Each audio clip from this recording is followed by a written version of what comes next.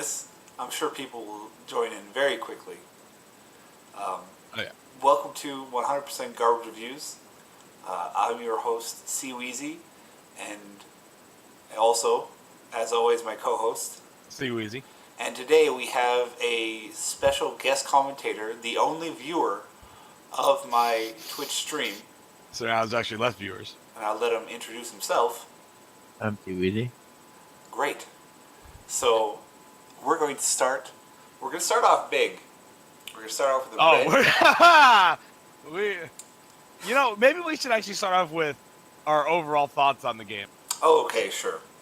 We'll give it all right, let's start with the first thing. Mm-hmm. I'm going to go ahead, now that I've played probably at least 50 games, I'd say. 50 around games there of Dota. At least. Say, yeah, at least 50 games of Dota. I can officially say that the thing that is probably most hated about this game is actually one of its best design decisions, which is random deployment. I'm going to go ahead and say that was a phenomenal choice. I think it takes something that would be mind-breakingly complex and take way too long into something that takes about 10 seconds. Exactly, yeah. I'm going to say what I like about it, like that's a good choice. Even as soon as you said it, I started thinking about, what if it wasn't random? And my brain almost exploded. Yeah. I played a permutation guessing game. It's called Infinity Wars. It's really bad. You don't want to guess permutation. Well, I'm thinking of the remade Legend of the Five Rings, where you have where I played with our special guest C Weezy, at our good friend C Weezy's apartment, and there's maybe I don't know what dozens of decisions per turn, yeah, or at least potential actions, or, Jeez. Right? I mean, that's not an exaggeration, right? Like the amount of things you can do is absurd. It's huge. Because there's a bunch of lanes and shit, and there's all sorts of on the board abilities that are just waiting to be used. And yeah, you normally have 4 of those per player at any time. Right, but then there's 5 lanes, and they have different effects that matter. Yeah. Or something, and you want to go to not the province that's strong against what you're doing, and also not the province that makes you discard or whatever. In order to even get through the game, I had to just not care, because if I tried to actually figure all that out, we would have never gotten through the game. So the fact that this game says "fuck that," just get through the game. Yeah, good idea. I want to say I like the surprising amount of comeback factor. I thought there would be a lot less, and I've watched you play, and I've played myself, and I'm like, oh, this guy has no chance of coming back. Yep. I was surprised. I killed 3 heroes. He's just done. But having 3 heroes come in fresh. Yeah, the thing is it's almost like an advantage of your heroes die at the right time, because getting them into the right place on the right mana curve point is insanely powerful potentially. Especially if you killed their hero, you probably gave them initiative, right? Or something like that. Right. So they get that first step. They're getting the guy they want in the place they want with initiative.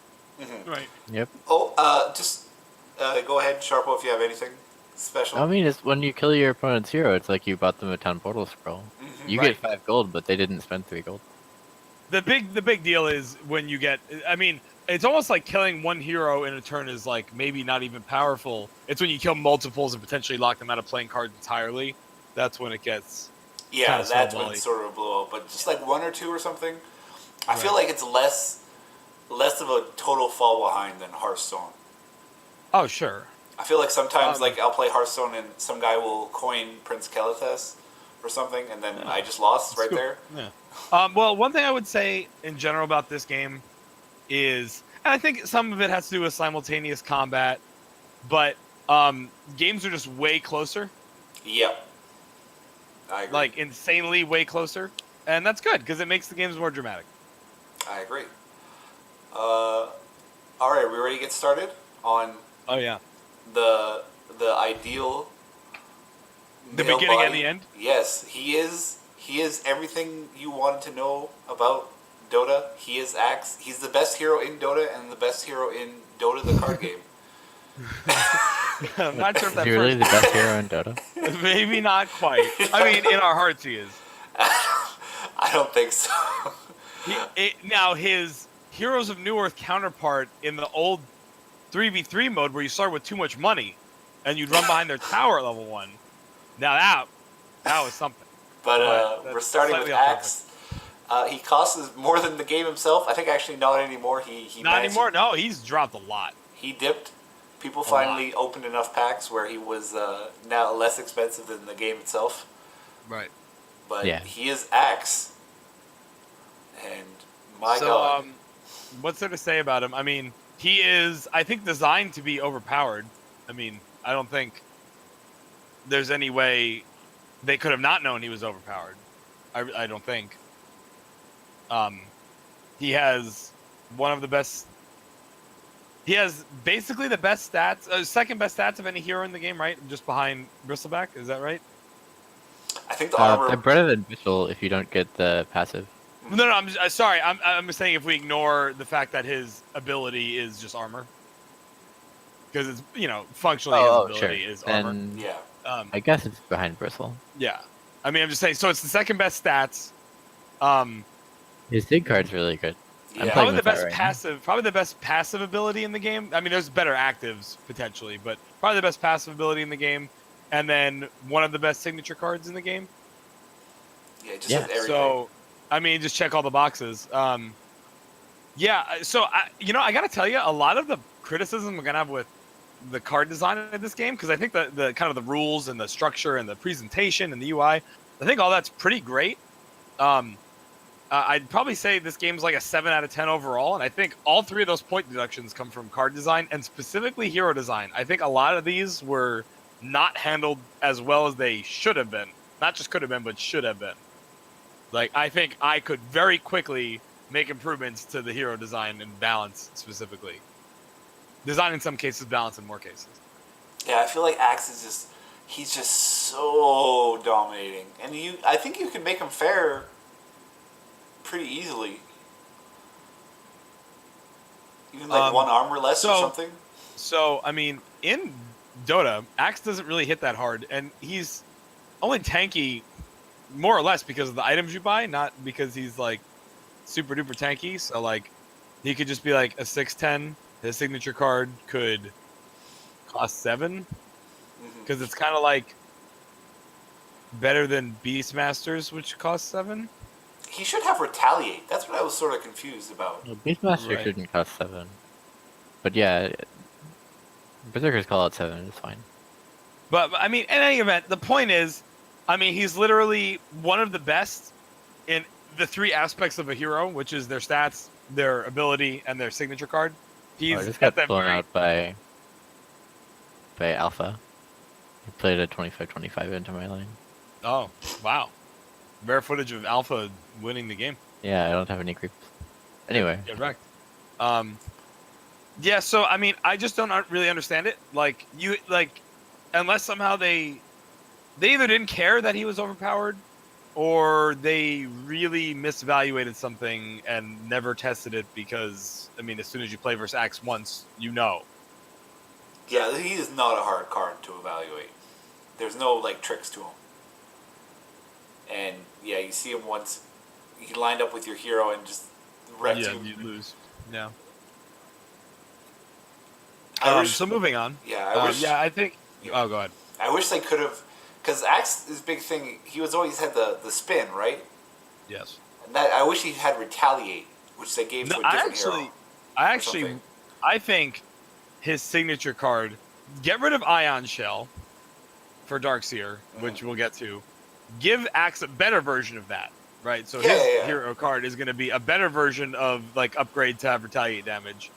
And then get rid of this permanent armor shit, and make his passive permanent taunt of all enemy neighbors. Boom.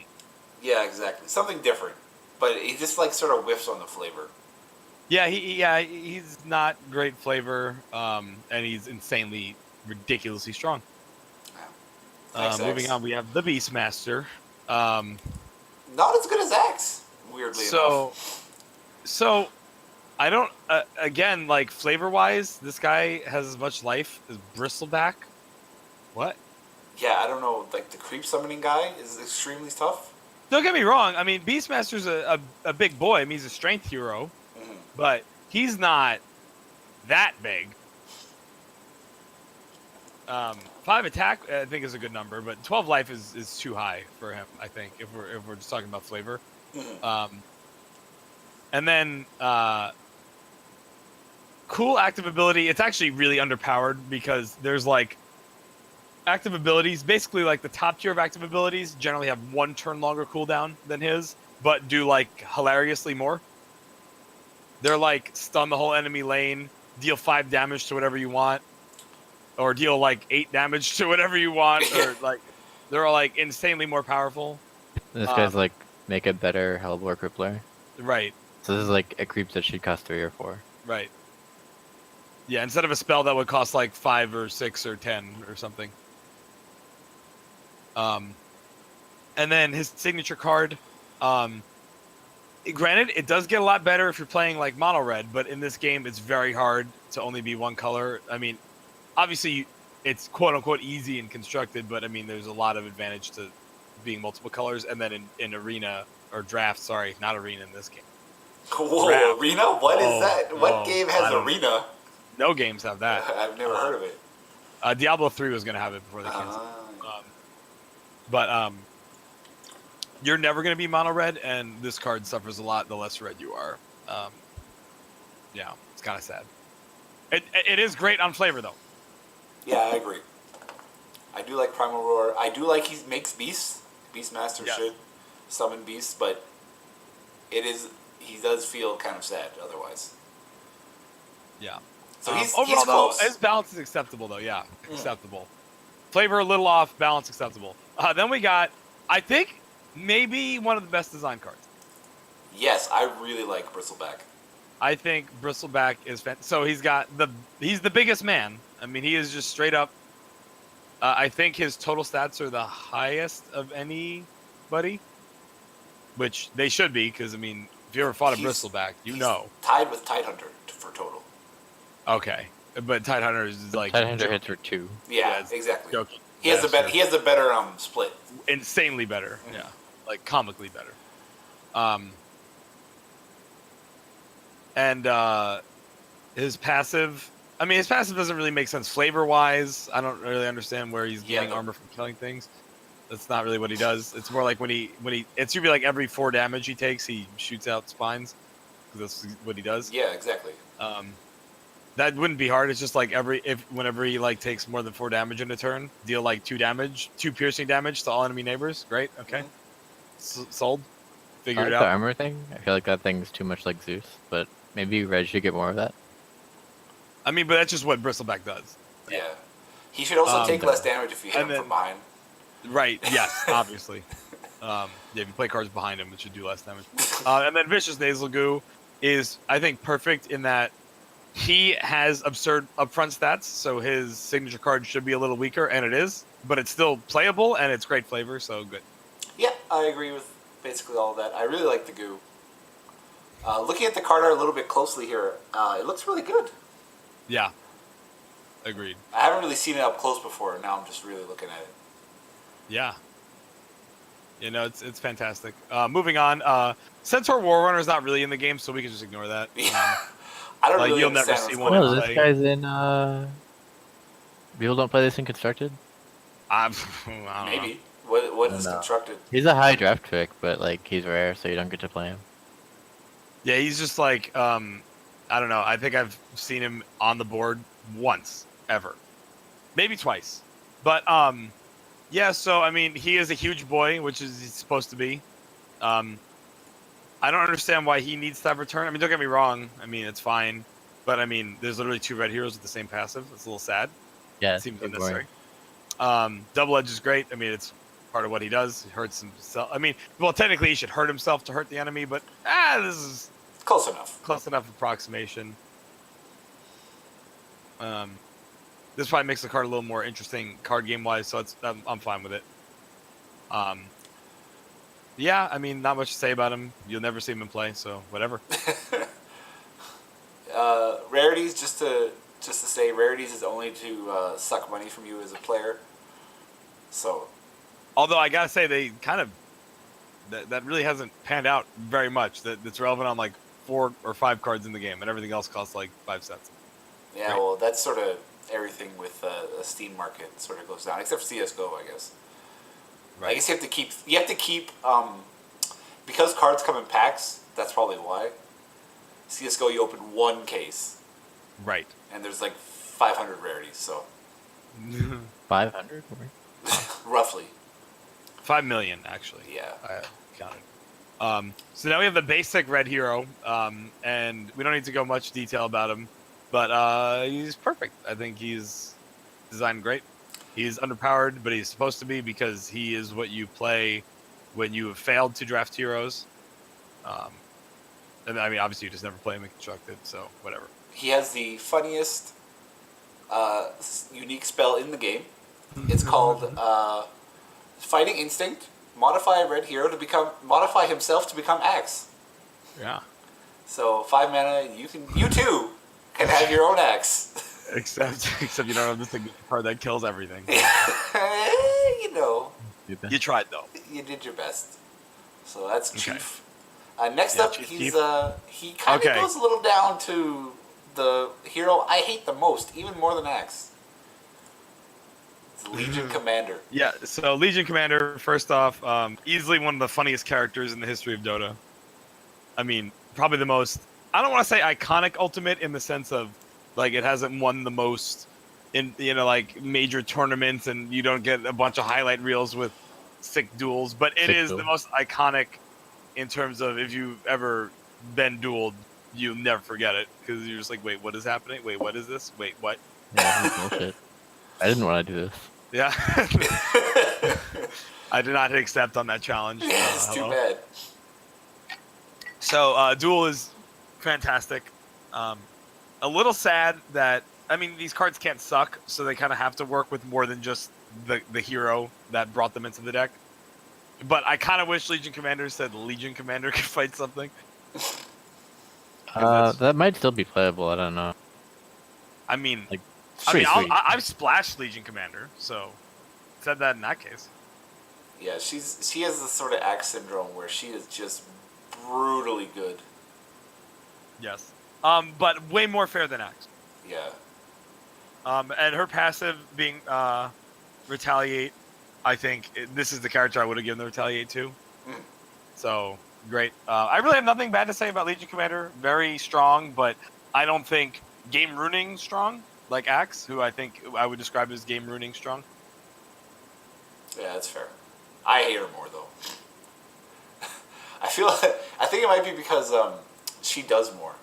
Feels like a little bit. Is it because you see her more? You definitely see her more because she's uncommon. Yeah, you see her more. That's probably why I hate her more. She's definitely not as strong as Axe. There's no way. No. All right, moving on. We have, I think, one of the most interesting, from a card game perspective, I think one of the most important heroes to diverse strategies coming out of Red. Because Red is pretty one note, except this guy, Mazzy. The stats, I mean, is Mazzy even a character in Dota? No. I don't think so. I'm not familiar, at least. But super great.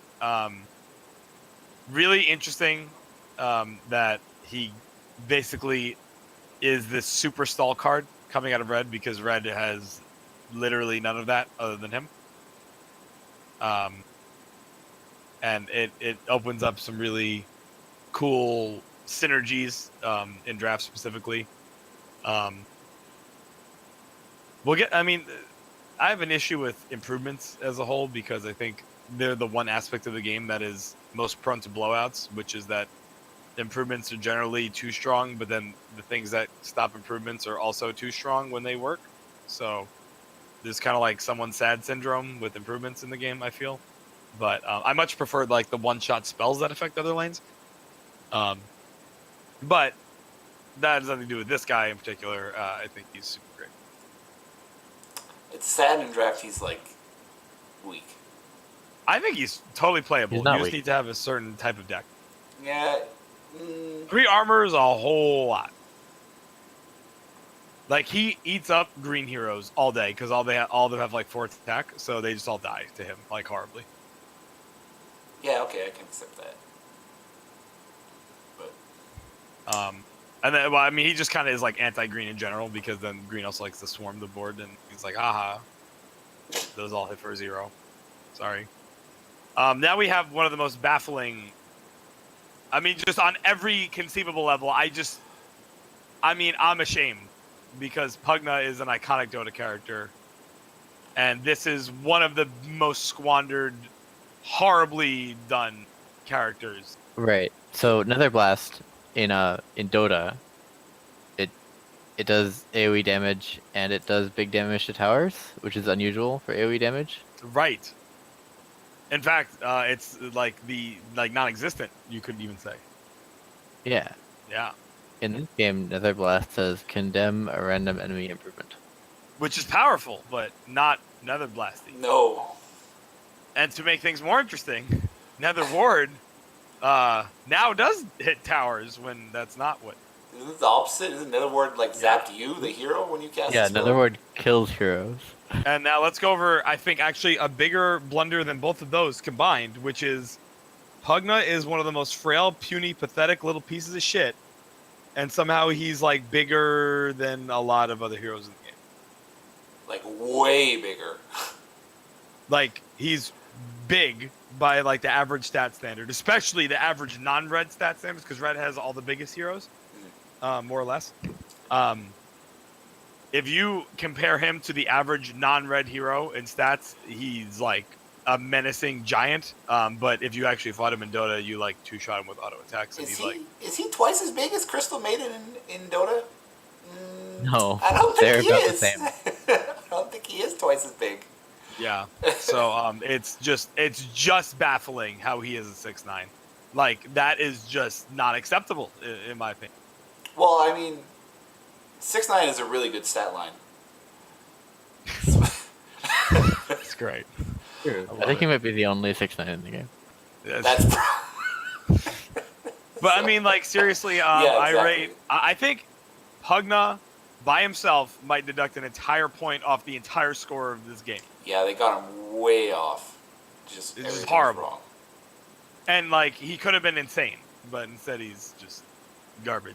It's a weird. Like maybe he'll be like good in the meta because he's anti-combo with his Nether Orb, but like okay. Then there's Sven, who somehow the guy who's all about auto attacking and doing almost nothing else has less attack than Pugna. Okay. I don't know. The spellcaster. I don't know if I have much more to say than that. He kind of has more. Like No. He starts off hitting for 9 if he's next to 2 guys. Yeah, but that's like totally cheating because that like super is not the point of stat line. flavor. Like the flavor is this guy has 5 attack, and then also his signature card like is just unreal weak. Yeah, it's really sad.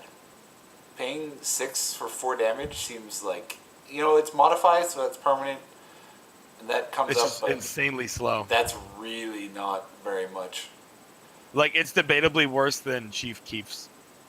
Yeah, because armor is very, like, very valuable. And his like definitely sucks. And I don't think anyone would think it doesn't suck. Yeah, that's so fair. It's like the idea of it is right. He should be getting big, but right. It should really. He should probably have 7 attack. Maybe you got to reduce a life off there, which would be fine, because Sven isn't like. He was never super tough. No. Yeah.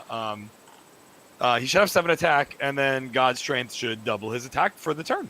Great. Because that's exactly what God's Strength does. It doubles his attack. That's literally what it does. Seems like that one was spoon-fed to you. Double Sven's attack. Great. That would be pretty good, yeah. Yeah, it would be pretty good. That's But like it wouldn't even be OP, I don't think. It would just be like red AoE. Great. Yeah, they really whiffed on Sven. Yeah, I don't understand. I like that one. Just seemed like that one seemed to design itself to me. The only other thing you could maybe do is give him Stormbolt, which would have been awesome. Give him a fucking stun. That'd been great. An AoE. But they didn't want to do that. That's fine. So yeah, they just screwed it up. Then we have Tidehunter. So don't get me wrong. I'm glad they didn't blunder it so badly as to not put Ravage in the game. But how is that not his signature card? Yeah, I don't really understand. Like, how? What's going on there? Like, I guess you could say, well, we didn't want anyone but Tidehunter ravaging, and that might be fair, but I mean, it breaks down because a bunch of, like, any red hero can Primal Roar Like, and duel. You can Chain Frost if you're black. Right. So, I would have supported that had that been the standard for everybody. That if a move is so iconic that you just can't conceivably let any other hero do it, I would be on board with that. I think it would be kind of constraining on design, but I'd be for it. But that is definitely not the case, so instead his signature card is Kraken Shell. What? I don't know. It's like a passive in Dota, right? Yeah. Isn't Anchor Smash an active or something? Yeah, Anchor Smash would have been sweet, and it would have given him, like, here's the thing, Tidehunter, yeah, he's not an assassin, but he can fuck you up, and in this game he just can't. He's the tickle monster. Yeah, that's really... I guess he must be just, like, constructed. You just try to slow him down or something? I mean, he's not terribly weak. No. But I kind of wish somehow he had a way to deal more damage, because he can deal damage, and... Or, like, maybe, like... I mean, you don't want to make Ravage even stronger, but, like... It should, like... Because the whole idea of Ravage is you play... or, like, in Dota, you Ravage, and then everyone dies immediately. Because of the follow-up to Ravage. So I almost wish, like, it gave everything, like, big minus armor or something to more simulate, like, yeah, when Ravage happens, you die. Or it just hits all the lanes. That would be really that's absurd. crazy. That'd be really absurd. But no, that's how you play around Ravage, by being nowhere near him. So I think that... Maybe just one lane over, so he always goes in the middle. Sure, okay. So, but yeah, overall, Tidehunter, I mean, I don't... It's not as blundered as some of these other ones, but whatever. I'm just like... I'm never excited to see Tidehunter, because he's just kind of lame. Next we have Timbersaw, who I can't quite tell from the art, but I'm pretty sure he's sitting in a garbage can where he belongs. Because, oh my god, this is one of the worst cards. I don't understand what happened here. So Timbersaw, I mean, I barely ever played with Timbersaw in Dota 2. But I do know that he is a guy you don't really want to, like, tangle with at melee range. There's a lot of characters. He's kind of, like, super annoying. And in this game, he's kind of, like, marginally annoying and doesn't accomplish anything ever. Yeah, he's just like, whatever. Wow. I rate him as his unplayable. passive is, it gives him armor based on how many guys are attacking him. So, on average, he has less armor than Axe, whose passive is armor. Right. Way less on average. Like, hilariously less on average. Like, if we just went turn by turn, like, I think Timbersaw probably has an average of, like, 0.9 armor a game. Oh, I mean, I don't care about having 0 armor when he's not being attacked. So it's like 1 point something. Well, no, it actually it matters against, lot. like, Chain Frost and stuff. Like, oh yeah. Even No Accident, which you see all the time in draft, right? Yeah. You're going to see her a lot, Debbie. And No Accident is not good if they have any armor. Yeah, it's Dang, become that'd be very right. bad very fast. But anyway, the point is, this guy is unplayable in my view. Maybe someone can prove me wrong, but I'd rather play Chief Keef, because Chief Keef kills people on turn 1 potentially, and this guy doesn't do Never anything. Never will. And his signature card is just too low value. It's not horrible. It's not the worst signature card in the world, but it just doesn't... I feel like It doesn't Royal do Death enough. is weird. Yeah. I don't know. I don't know. Just somewhere on this guy, they just... some went wrong. He just needs better stats or more... Like, make Whirling Death cost 3 or 4 and replace the... just change all the numbers on the card from 2s to 3s or to 4s. And talk. Yeah, exactly. I guess you got Ursa, and I like Ursa. I think Ursa is 100% nailed. I think they knocked it out of the park. I like Ursa a lot pretty more good. than almost everyone else. I like he I shreds your think. armor. That's good. Yep, that's exactly what he's supposed to do. His stats seem just right. Enrage, great. Yeah, perfect. Okay, good job, guys. We did it. All right. I think we should actually do all the heroes and then just come back to the rest of the stuff. Okay, let me get to the heroes then. Yeah, let's Sure. jump to the green heroes now. Oh man, my namesake has been just spoiled by what they did to poor Abaddon. All right, we're getting there. Hold on. There he is.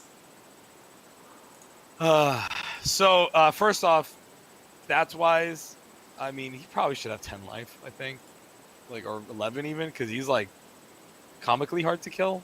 I feel. I mean, granted, with his activated ability, he becomes. But I'm saying even without that, like I think he's one of the harder characters to kill in Dota, just in general. Oh yeah, Just hard to kill like that the guy. shield and stuff. Yeah, he's just very hard to kill. Yeah. So I Can't wish die. he was just even. Yeah, I wish he was even more all in on the can't die thing and have more life. Because you can kill him in this game. You definitely can. A lot of it involves initiative, but you can still kill him. Then borrowed time. Should borrowed time be like a trigger that does what doesn't That'd be fantastic. I mean, it would be really strong, but I don't mind it, and I do think it makes sense as his ability rather than as a signature card. I'm fine with that as well. But can we talk about his signature card and how it just says put 3 blank cards in your deck? The Seaweezy shield. 2 armor and 2 retaliate this round. Wow, that's pretty blank. It's literally put 3 blank cards in your deck, and he like don't get me wrong, borrowed time is powerful, and he is powerful for being a guy who you can rely on being in the lane, so you can cast your units like every turn. You don't have to worry about him dying very much, except to one of the best characters in the game, which is Phantom Assassin. But we don't talk about that. That's what she does to you. Yeah, exactly. But I mean, this to me, I don't think it's acceptable to make any character signature card this blank. Yeah, signature cards like Chief Keef's at least. I feel like does something forever. Even though it's bad, you play it. You play it. Like Yeah. most games that I have Abaddon, which is fewer and fewer because he's not good. I actually never play Seaweezy Shield. Oh, really? Like it just because it has to do something in Like, that lane on that You turn. can play it otherwise- against track. I guess Yeah. people just don't track in your lane, do they? Well, they should, because you probably don't have it. I mean, that's not a very common interaction because you probably shouldn't be playing Abaddon in general. Yeah. Yeah. Yeah, you could do that, or you just like TP scroll your guy, or just have him not die because he's a better hero. Also, it's pretty ballsy to track Abaddon himself, I'd say. Yeah. Probably wouldn't do that. But yeah, it's just horrible. Maybe the purge opponent's effects will become relevant one day, but right now that basically is flavor text. Because I mean, what things can you even purge at all? That like, so you can purge Viper Strike, but he's Does it work against unplayable? like Fury swipes, or no? I don't think so. That's modify. Yeah, I don't think so. Yeah, it's Maybe modified, it so does, no. but I don't think so. So it basically does nothing. +2 armor is not enough.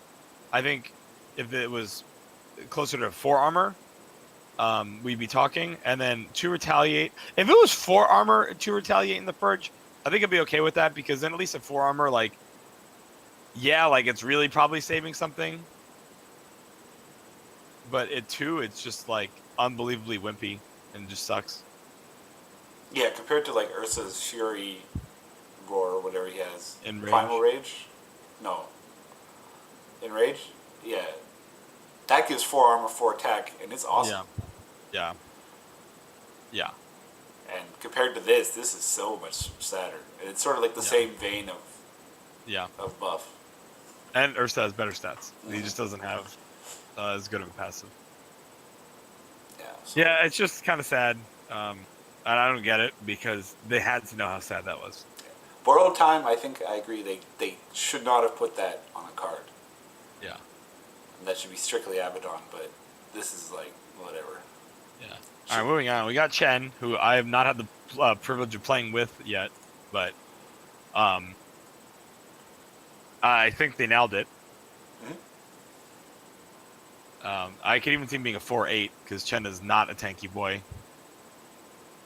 I feel like 9 is roughly where you're in the flavor of actively tanky.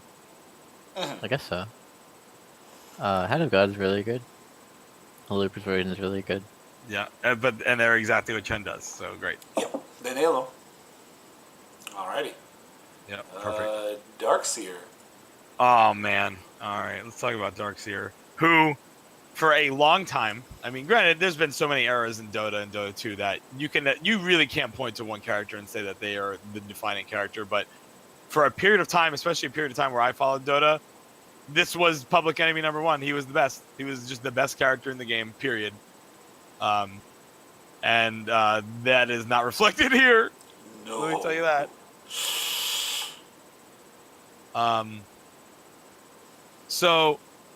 I really think so. The Darkseer's thing is movement. That's his whole thing. Is that he moves stupid fast and he displaces enemies. And like, yeah, he does some other annoying shit, but really, that's he's the movement guy. That's his whole thing. So I feel like if there was ever a character that both his ability and his card were going to involve moving guys, this was the guy to do it. They didn't do that. And they also put kind of weird flavor on Surge because normally Darkseer is the one sprinting around and not moving allies to other lanes. But as a mechanic in the game, I think it's fine. I think it's cool. It's powerful. I like it. His stats are fine. I think they make sense. But then they just did him dirty. Ion Shell. Oh man, Ion Shell. What a great card. I mean, it's just bad. And there's no... You know what? I know a way to make this card actually pretty good. I mean, granted, I would have just not put Ion Shell in the game. I would have just put either the vacuum move in the game somehow, or maybe somehow like the Wall of Illusion. I don't know how you do that, but that could be really cool if you did figure it out. But if you want to make Ion Shell, just make it cost 3, and wow, strong card now instead of hot garbage. Yeah. Because the amount of 3? Yeah, It's like 2. well, but, I mean, 3 and 2 okay. are almost the same cost because you play them on turn 1. Yeah. It's just about what you can play with it later in the game. Right. Like 1, 2, 3. 3 is fine. Whatever. Because, I mean, Surge is very powerful. Like, let's get that right. Giving your guys Blink Daggers is very powerful. It's a short cooldown, too. So, yes. Surge is in there. But Ion Shell. It's just, like, it's like the most unfortunate in green also because green has, like, all the best 4-drops. Yeah, would you rather play the Cleric or this? The Cleric or the Duelist or the Savage Wolf you probably have, or the Iron Shell. You'd rather play Ion Shell? Yeah, for sure. You can play the Tree Sig as well. The 2/6 added. Yeah. Pretty good. Yeah, Ion Shell. Yeah, so they just really did him dirty with Ion Shell, and it makes the card, I think, unplayable and constructed unless someone's really on some kind of combo strat and they really need the extra Blink Daggers. I could see it being used, but it would literally be used just as like a very one-dimensional, like unhealthy, like enabler of some kind of crazy combo. I think. Yeah, because Ion Shell makes him too weak to be used in like a wholesome sense. That makes sense. Yeah. And now we have if Axe was, hey, let's just make a card overpowered and make it rare. Well, here's the green version. Let's just make a card overpowered and rare. So I have a lot to say about this card because I think it's just a joke. I don't understand. So, all right, let's start off actually with the signature card. Gust, extremely stupid powerful in many contexts, but I actually think it makes sense. Okay. Yeah. I mean, I think yeah. this is a good card that should be in the game. Maybe Yeah. it shouldn't be a signature card that costs 4. But I don't know. I mean, if enough magic is in the game, you can right, put this in the game. right. I mean, maybe there's like another green hero who his cost 5 and doesn't do the whole lane, but I mean, we don't Oh we yeah. don't we don't have to worry about that. Oh. I mean, her silence is AOE and it is important, so whatever. I'm okay with Gust. That's fine. All right, now let's talk about Precision Aura. Yeah. Why on earth does this affect other lanes? That's not even how it works in fucking Dota. It's a pretty rare effect in this game. But why does it work on other lanes? It's like they just wanted her to be overpowered. I think they did because of her rare. Like, there's just no, like, it's unconscionable. Like, it's an insult. It's stupid as hell, and it makes no sense. It's really brutal to play against, and it really sucks. It just makes no sense. That's not how any aura works, really, except Crystal Maiden. Hers is allowed to work like that. Oh, it's global in Dota? Oh, yeah. No. Precision Aura is. Really? Maybe it didn't used to be. I don't think it always was. So, we're getting wrecked. That's her flavor, so her flavor is correct. Well, it's too good. Like, way, way too good. You can have this or you can have Gust. Like, I don't know. Right. Seems like And then let's talk about her go on stats. different So guys. she's like a hard carry who like hits hard from far away. So her meager 4 attack. Also, why doesn't her aura affect herself? Like, as far as I know, Not her affecting aura affects herself herself. seems weird. Like, just print her at 3 attacks and say everyone has +1 attack. That'd be good. I I just want to see the green number on the card. Right, exactly. And also, it would make it worse if you silence her, which is fair. Silence doesn't do that in this game. Oh, really? Really? Oh, I did not know that.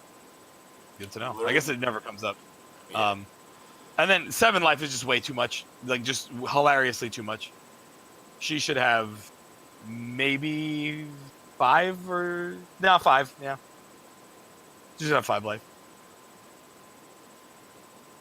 I'd be okay with her having a little more attack, but she should have 5 life. Like, just, I think, inarguably.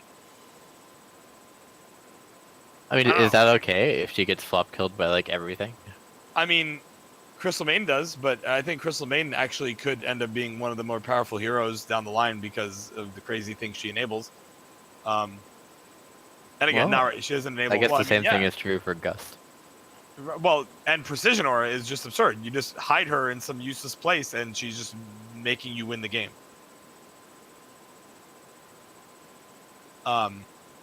Like, everything has +1 attack is absurd. It's a crazy amount of damage. Just crazy. She's just overpowered. In draft, when you see her, you're just like, oh no. Here's the thing. She is nowhere near Axe tier in draft, I don't think. I think, so at first I thought her and Axe were by far the best 2 draft cards. I have since revised that, because if your deck is bad, Joe Ranger does not make your deck good. If your deck is bad, Axe makes your deck good. Yeah. Being able to win a lane for free, you don't Yes. even have to put any red cards in your deck either. You just have fucking ass. Yeah, no. Here's the thing. You would not really just splash Joe Ranger. You might, but you would need a good deck or a good reason to just splash Joe Ranger. I think it would be a comical mistake to not always splash Axe in every deck, period. In draft, at least. Sorry. I mean, obviously you don't necessarily play him in every deck in Constructed. But in draft, I think it is a hilarious error to not just play Axe if you had 0 red cards. Wow. Yeah. I think it's not close, actually. No, it's not even close. His spell is so good too. Like, I think it's super not close. Because, I mean, he literally just says win the lane for free. There's so few starts in the game that allow you to even play anything into his lane. Yeah, it's just ridiculous. But this card actually has a higher ceiling than Axe. Like, a great deck with Axe is, like, just a super great deck. A great deck with Joe Ranger is, like, basically unbeatable. Because you can't fight the attack.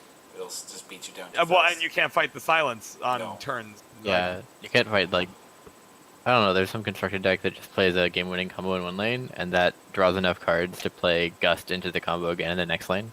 Mm-hmm. That seems Really fair. great. Yeah. Yeah, it's just an overpowered card.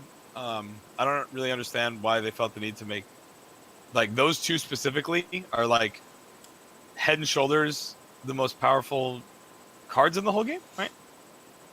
Sure. I mean, I'm missing. No, I'm looking at. No, yeah, they're just like by far the two most powerful cards in the whole game. And I don't really understand why. I mean, it wouldn't. It's not hard to know. And yeah, also, to actually now that I think about more what you said about is it okay for her to die to everything on the flop? Yes, you should not be playing her on the flop. She's a frail hard carry. Her whole flavor is that she's better later. Okay. So you should be severely punished for playing her on the flop. It should be a big risk. Yes. All right. Yeah. Let's get out of the Wow. woods. Just kidding. It's Enchantress.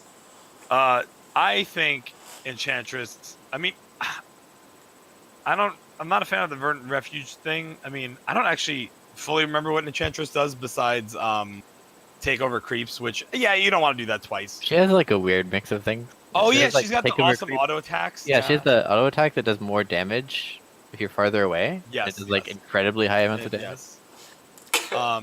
And then she's like hates magic attacks, right, or something like has like anti magic. Something Yeah. So yeah, okay, it's a little hard to put some of that stuff on a card. But given that they gave her just some kind of random signature card that has nothing to do with her character, more or less, I think it's pretty great. I think it makes sense. I think she is a fair but very powerful card. Yeah, I I like agree. Enchantress.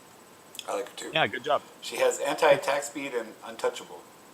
Right, untouchable. Right. So, yeah, Enchantress is good. Next we Yeah, have it makes the sense. Basic green.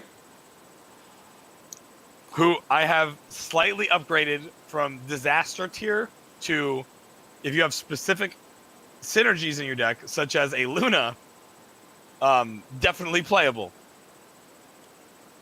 I think you still underrate Farman. But Well, I mean, I moved him up from disaster tier. He's in my playable tier now. I think Prowler Vanguard is one of the saddest signature cards, but he himself is. It's like among the worst, though. I mean, there's ones that do actual nothing, right? Like there's Ion Nether Shell. Ward. Like I prefer this to Ion Shell because I can play it into an empty spot and then I can play another guy. Yeah. I mean, Ion Shell game. is just heinous as well. I agree with that. being a solid body is fine. It's just that one armor is very little effect. I think there's really, to be honest, this guy's just like a worse Treant protector, and he's supposed to be because he's like the basic guy. Yes. So it's just whatever. I think on this guy. Yeah, it's whatever. Yeah. I agree with whatever. All right, moving on. Like him. Lycan. I like Lycan. I don't. When I think, I'm not saying that he can't have like a little attack aura, and he can't have a wolf, but how do they manage to not have the flavor of him being a wolf and like shape-shifting and being like unstoppably fast and like two-shotting your whole team? Yeah, it's pretty weird. Yeah, he Anywhere on doesn't this shapeshift board. at all, unfortunately. Like he needed to shapeshift though, or at least simulate it. Like maybe you don't need like new art and all that, but like, shouldn't his ability be like a long cooldown and be like go to anywhere on, maybe not anywhere on the map, but like at least anywhere in the lane because you're like super fast or whatever because you have like maximum move speed and like deal a Green shit ton of gank. damage. Yeah, gank, super gank. You know, just something like that. I don't know. Like when I think of Lycan, that's the only thing that comes to mind. If they really wanted to go, they couldn't do what you said. They really wanted this effect. they could have a different card art pop up when he attacked. And at least show they cared a little bit about it. But that might just make you even more angry. But I understand what you mean. And also, doesn't his Warcry thing, isn't that global, or at least like affect a lot of stuff? His plus damage thing, or am I crazy? I think thought that's that a small AoE. I don't know. I thought that one was global, but I don't know. It's been a while since I played Dota. Yeah, it's the new Dota came out with this one, and I like it better. Yeah. But either way, I mean, as a card in the game, ignoring his flavor, he's totally fine. I mean, he's generic, but he's totally fine. Good power level. A little boring maybe, but fine.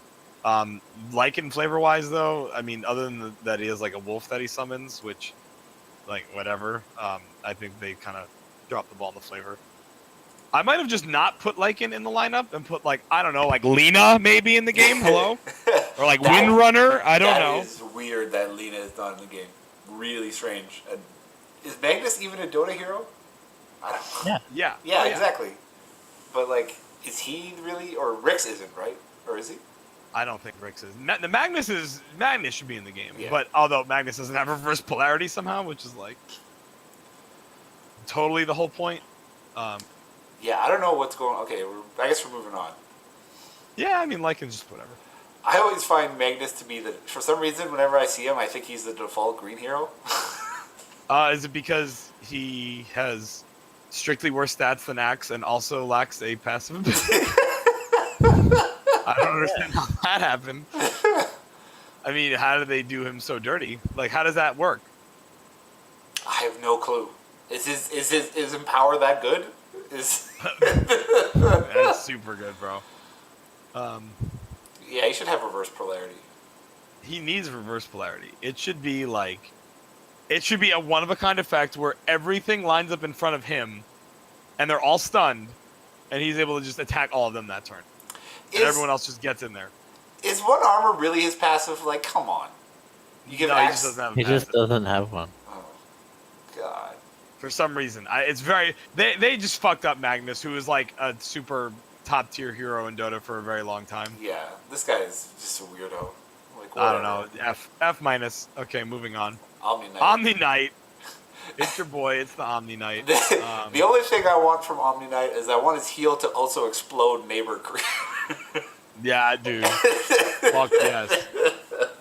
But I like dude, that heal. Oh, that'd be sweet. The heal's really good. This card is like really good overall. I don't understand. So many of these green things are like the same power level, and then Omni Knight is like way above. I don't understand though why. Like, why did Hand of God give damage immunity when that's like Omni Knight's thing, and Hand of God doesn't do that? Yeah, that is weird that he doesn't have like the shield. That's the thing, right? And also, Hand of God should be like, it's like the whole point is like it's like reverse Zeus ult where it hits everyone in every lane. And Omni Knight's the one with the small AoE immunity. So I think someone was like, hey, what if we just kind of like made Omni Knight and Chen one character, and then made Omni Knight in this game just kind of like an overpowered Healy guy. Yeah, and it's also regeneration, not armor. Right, yeah. It should be like it should say like, okay, his signature card should obviously be some high mana cost. Give everyone in the lane 999 armor and something for the turn. Sure, that sounds right. But this one is weird. Like regeneration, isn't that like sort of what Enchantress does in your game? Yeah. That's like her thing now, but I mean, and like, yeah, I don't know. It's not really very Omni. And also, like, yeah, part of Omni Knight's thing is that like he actually can do a lot of damage with his heal, and like that's just nowhere to be found. They probably couldn't make that work, which I understand. You could make Purification have a 4-turn cooldown and say deals 3 to the neighbors. Yeah. Yeah. Okay. Yeah, you could do that. Be very good, but whatever. I mean, you can make any one thing very good on a hero. You just have to compensate with the other things. Also, he is not a 12 light. Like 12 is like way too high for him. His tankiness mean- comes from his healing and not from just his stats. Yeah, he has Yeah, super high maybe stats. they're trying to capture like the other sources of tankiness, which is like three of his abilities. Well, yeah, but But he has a his heal Sig and a card is regen. also Yeah. healy. 5 attacks. And is also right 5 there. attack. How? So you're telling me in which universe does Omni-Knight hit harder than Drill Ranger? I don't know. Remind me of that one. He has I'm blank. he has 2 more attacks if they're on the same team. I think. Yeah. Wow. Got him. Yeah, I don't know what's going on with him. He's sort of a weird stat line. Maybe like 5'10" would be a little bit make more sense. And he's also like, is this a sweet spot card? I mean, I assume you can play him in Constructed for now because there's not enough other good heroes and his stats are just too high to not play for now in some decks. But like, I imagine this card will be out of Constructed decks after more heroes are added to the game pretty fast, but just be an absolute draft stomper till the end of time. Oh yeah, he's gonna draft stomp. Right? But like, he's in that sweet spot category because he doesn't actually do anything important in a Constructed setting. Do you know what the sweet spot is, Sharpo? The sweet spot. No, tell me about it. The sweet spot is my term for cards that are way overpowered in limited formats and just not good enough for constructed. That's a pretty bad spot to be in. Right. That's why it's a Like, sweet spot. can we compare this guy's Sig against Enchantress? Like Enchantress, it's an improvement that costs 5, and it gives 1 armor. Regeneration is like better armor a lot of the time, and it gives 2 armor to the hero's lane for 4. Yes. The upside And, of the improvement is that you can play it into a lane where your Enchantress isn't, but that's like the only thing. But you can play this on any green hero, so it's like not that different. Yeah. And it's harder to remove, or basically impossible to remove. No, you can't. buffs. Yeah. You can't remove But it. there's cards that blow out improvements. Like the Magicking Maul and Smasher defenses. Just blow out improvements. Alright, and next hero up is Treon Protector. What a boy. Whoa, let's compare this guy to Farvan. Yeah, let's do that. Let's not.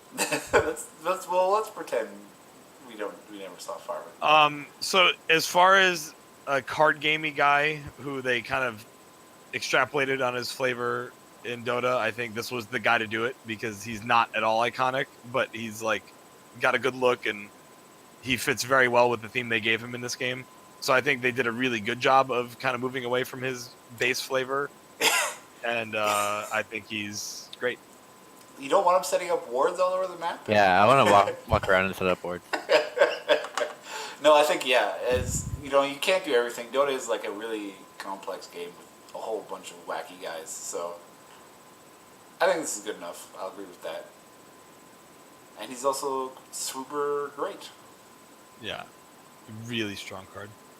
I do like one thing I like about him is that he's not in like the busted axe tier because like there's ways to play around branches of iron and stuff. Like you can fight against it, and it doesn't always work out to the maximum, blow you out like axe. Well, the other thing is that it's hard for a hero with 4 attack to be like the destroyer of worlds.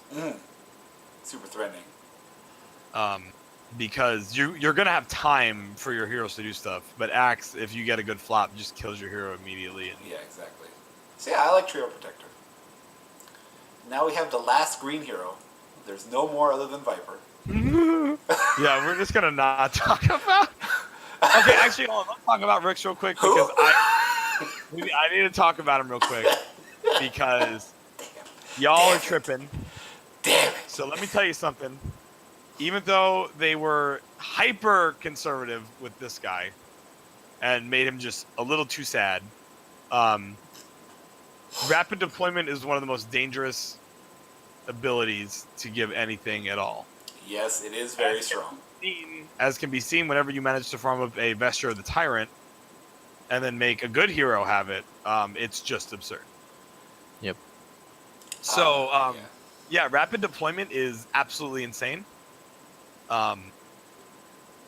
And I think they should probably never put it on a hero again for free. Yeah, Seaweezy mentioned earlier that killing a hero is sort of like giving them a TP scroll, but rapid deployment, it really is a Yes. teleport scroll. So that's why it's so good. And then he doesn't. Unfortunately, does not have a signature card, which is really strange. I mean, honestly, it's like a mid-tier of signature cards. No, to be honest. it is good. I'm just kidding. Just compared to. Yeah, I mean, you can lock people out of a color pretty often with that. But it costs you your whole well, I turn. mean, and it synergizes with rapid deployment, right? Because you can go to a lane that's only going to have one hero in it with initiative and just lock them out of that lane. No, his signature card is quite good, but Rick's is. Yeah. It's just like, it's just so blatant when you compare it to Drow Ranger. Yeah, it's hilarious. It feels like cruel. Yeah. All right, and then finally we have Viper, who I'm always back and forth. I can't decide if he's playable or not. I think right now I'm leaning toward fringe playable with specific needs or synergies. I think Corrosive Skin and his stats are great.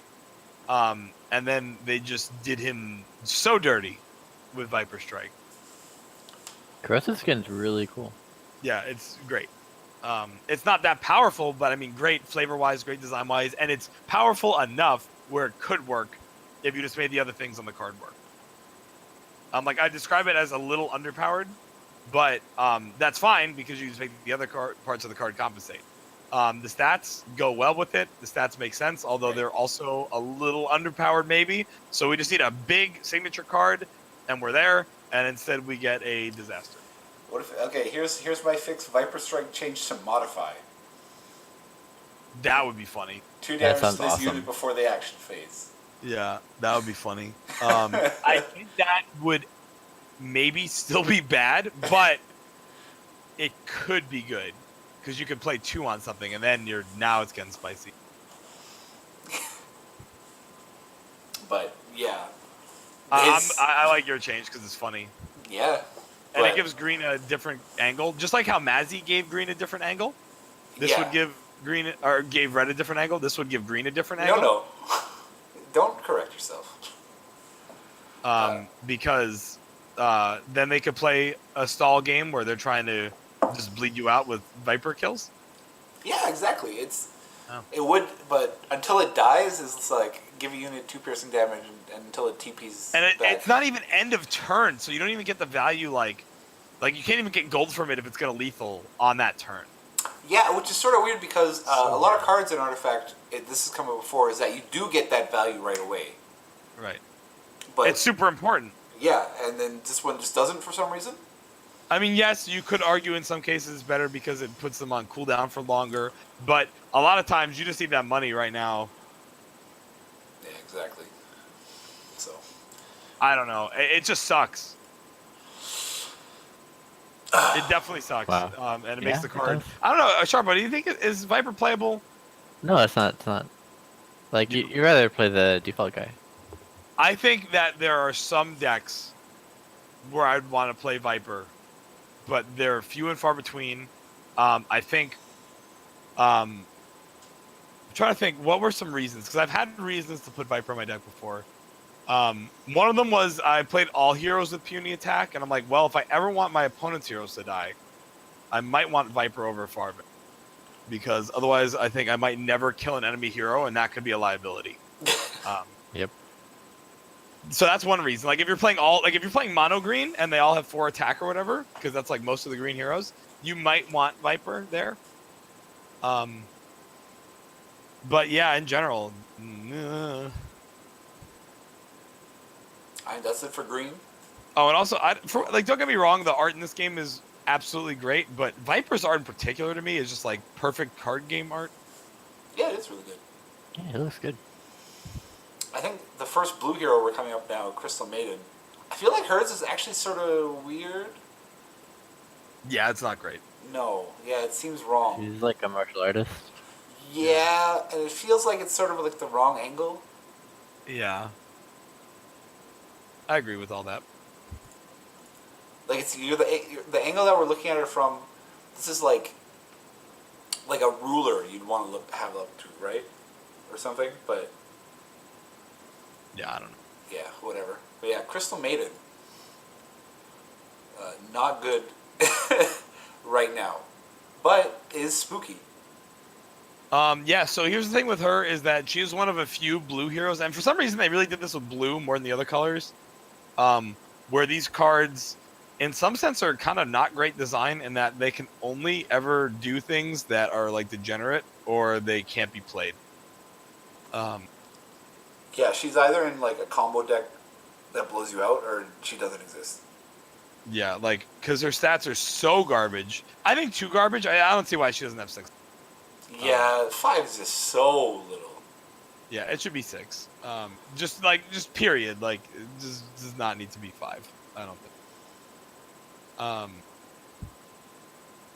Or if it needs to be 5, then like other characters that should have had 5 need to have 5. Like, Dro. I'd be more okay with it if she was matched by others. Is she all alone? Amiibo has 5. Prelix has 5. Yes. It's only blue. Yeah, which I don't agree with that. But yeah, so basically this card is gonna do something really stupid eventually, probably. And then Frostbite's perfect for that because it just stalls, which gives you more time to do your stupid thing. Like, it could just say disarm a unit this round, and it would pretty much serve the same purpose in such a deck. Yeah. So, like, I mean, totally just beyond unplayable in, I'd say, 99.99% of draft decks. Probably a few more 9s you could add on there. I could add on a few more 9s, but I could conceive of a deck that would consider playing her and then decide not to before just immediately switching it. But yeah, it's a dangerous card to print, I think, because, you know, like I said, like, she does generate a ton of mana, so if you're doing some kind of bullshit unfair thing, like, you're really doing it. But yeah, that's that. All right, it doesn't.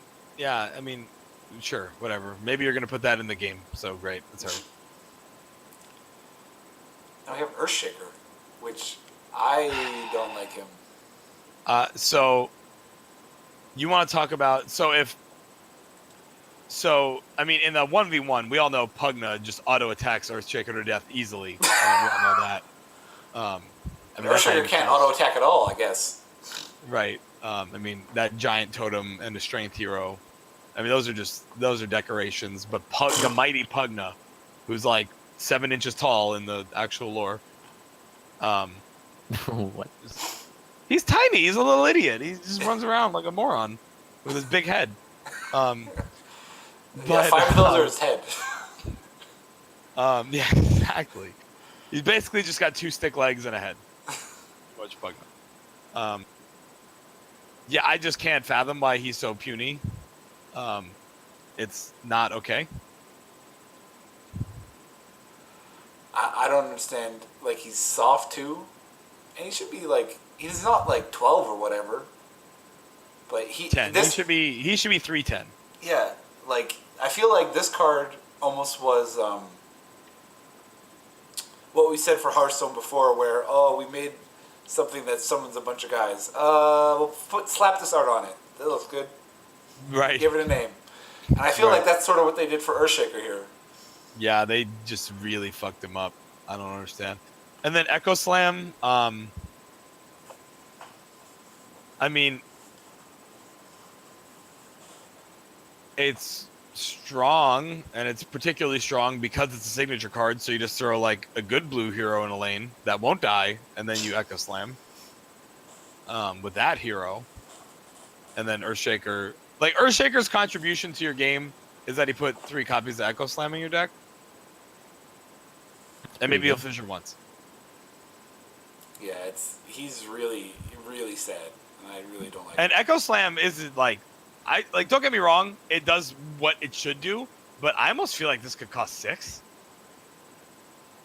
It's not that good against a lot of lanes. Especially if they have any sort of armor or whatever. And also, because it's a signature card, you can play around it. You know it's in their deck. Yeah, exactly. So, Earthshaker was my favorite character too, so. I love Earthshaker. and him being like this. Yeah. Is he playable in draft? I mean, Echo Slam's nice, but I mean, he is just horrible. I mean, he's rare, so it hasn't come up where I might have picked him, but I don't know. What do you guys think? I think he is playable if you've drafted a lot of hot blue cards. If you have 5-dimensional. I don't know portals. though. I mean, Jimmy This guy Bob is not a top blue character in draft, in my opinion. Like you'd rather have Luna. Well, no, I'm not asking that though. I'm asking, would you rather have Jimmy Bob? Jimmy? I mean, Jimmy has I think better I'd rather stats. have Earthshaker. Jimmy has better stats. Draw a card. Okay, this might sound silly. I think draw a card is actually comparable to his active. They're both on the same cooldown. But the thing is, because they're kind of junky stat heroes, they're probably not going to be in the position you want them to be. So therefore, I think you're probably going to get. You might actually get more value out of draw a card, honestly. I mean, obviously, you could high roll the fissure and get more value out of that, but I think in a lot of cases, draw a card's actually better. And then, I mean, it's almost hard to even compare Battlefield Control with Echo Slam because they're so different. But Battlefield Control is not that bad. All right, It's surprisingly good. I want to ask you guys a question. Who would win? Paragon of Might, giant person who people whisper his name, Earthshaker, because he's so powerful. He slams the ground with his Echo Slam. Who would win in a fight between him or one old frail Goblin Boy? I'm liking the Goblin Boy. It's the old man with a stick. Wow. Against the I agree. gigantic, muscly cow man. Nearly at double the rate. Nearly. he right there. Swings that stick into his face. And in fact, Crystal Maiden almost trades in auto attacks with Earthshaker. I didn't know that. Someone should make that video just of these characters auto attack each other in Artifact and then auto attacking each other in Dota and seeing how close they got it. Yeah, so I think there would be some interesting results. Jamui is the base hero, and I think for the base hero, he's what he is. So that's nailed it. The end. Great job. Now we have Kana. Okay, this is the only time I think that I'm going to talk about. I'll also talk about it with Debbie. This is one of two cards where they just, in my mind at least, couldn't have possibly dropped the ball in the voice acting anymore. Well, really? I really like Debbie. I hate Debbie. I think Debbie does not fit. She talks like a normal, nice woman who's gonna grow up to bake you apple pie someday. Yeah, she just likes killing people. Right. So total fail. And then Kana should have weird distortion effects on her sound and be otherworldly and mysterious. And instead she talks like she's your girlfriend from the South Bay area. What? Yeah, I don't know what's going on with Kana either. Maybe that's where she's from? Nah. Maybe she's from the It looks like it. I mean, I know some people who go to raves who, That's at the rave. That's why she has the rave colors. Yeah, dude, actually, now that I think about it, I'm going to suggest that to people I know. That would be dope. But regardless of that, it was so jarring to me when I heard her speak that I was like, wait, what? Are you kidding me? Kana, this is another one that's not in Dota, right? No, she's not. Okay, good.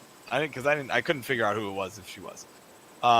So card gamey guy, so it should be super interesting and unique because you can do whatever you want because they're not in Dota. You're not anchored to anything. And good job with that, I think. I don't understand why this and Prelix needed to be in the game, but cool. It's fine. Prayer of the Week has some of the best art in the game, I think. It's pretty exciting. Yeah, Prayer of the Week is a great card too. I'm not sure if it should exist in this game because AoE isn't really available except to blue. Right. I think it's pretty funny. It has some surprising downsides. Summon a bunch of minions. And then if they manage to get any clear or whatever, you just gave them a ton of gold. So I Oh, like. that's really good. Yeah, I like that sort of counterplay to it. Or if I you like the get lucky with counterplay of having Ogre Magi. it. Yeah, in your deck. That's a good counterplay. Okay, Yeah, I'm that's pretty gonna good too. this next. Now that I'm looking at it a little bit closer, is Luna's card art a cosplay picture? And the rest of these are No, drawn, but it kind of looks like it. right? That Yeah, she looks. doesn't really fit. She looks like jarringly strange. Now that I'm looking a lot closer. The rest of these are all cartoons, and they just got like their programmer to dress up like this, I guess, or they paid a cosplayer. All right. Well, anyway, talking about Luna. So Destroyer of Worlds. Yeah, she's the bang bang. I love Luna. She's awesome. Eclipse is Yep. just what happens This is a good card. in just like in Dota. Luna is my most winning card in Artifact so far. It's not surprising. Yeah, she is nasty.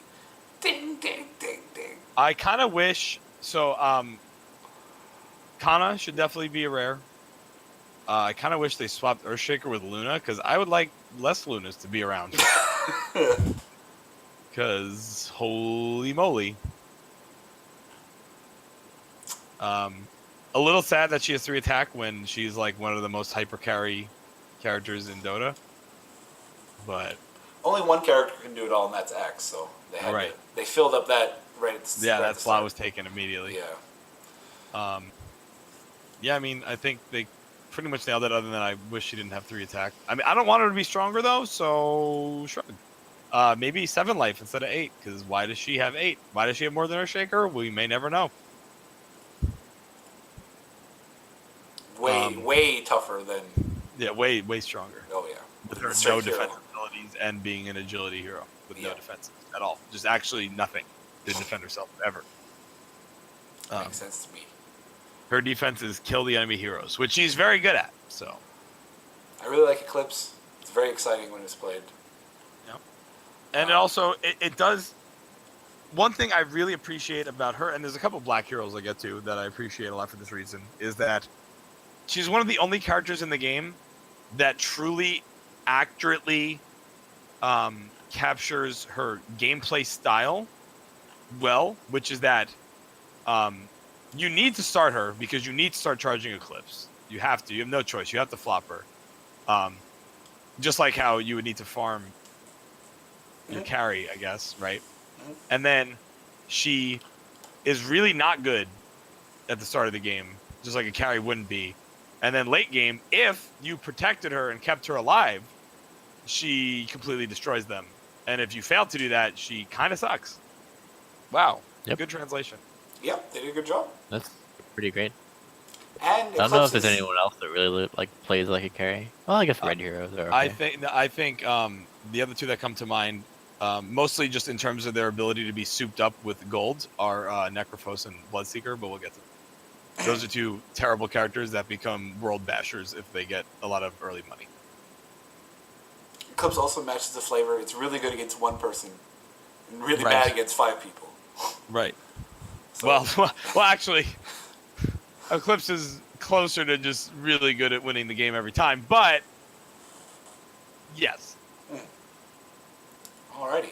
Then we have Meepo, who, true to his flavor, will just lose you the game if you put him in your deck. I've never seen him. He's the one I've actually never seen. Yeah, I've never I- played against this guy in this game. I played against him a lot I played in with Dota. him in the pre-con, and he is one of the worst. He might be the worst card in the game. Totally possible. Yeah. I don't That's really understand. I don't understand where the upside of this card comes in, because the one thing that I could think to say is, oh, he can allow you to cast blue cards in multiple lanes, but wouldn't that really only be relevant if you were splashing him, right? Because like if you're playing more blue heroes, then you can upside just already do that. right. So you'd kind of have to be splashing him, but if you're splashing him, like, why not just like why wouldn't you like if what are you splashing him for at that point? Why not just splash A hero that doesn't let you do that because you only have 8 blue cards in your deck. Yeah, I just don't. I just don't understand where you could possibly get ahead with this card. Like, I guess technically, Poof is good, but the fact that he has an active ability that can't be used, unless you draw and play his signature card, is unbelievably shit. That's a huge, huge downside. You need to be able to use your abilities right away, generally. And Divided We Stand is not able to be cast in other lanes. So, again, you can't splash just Meepo to try to do something. I just noticed that when you said it. I was like, of course it can be cast in other lanes. That would be, like, dumb if you couldn't. Oh. Yeah. It literally summons a Meepo into a random slot in the current lane, where it's gonna die like some huge percentage of the time. Yes. Oh. Like, I don't understand what they were hoping for with this. And,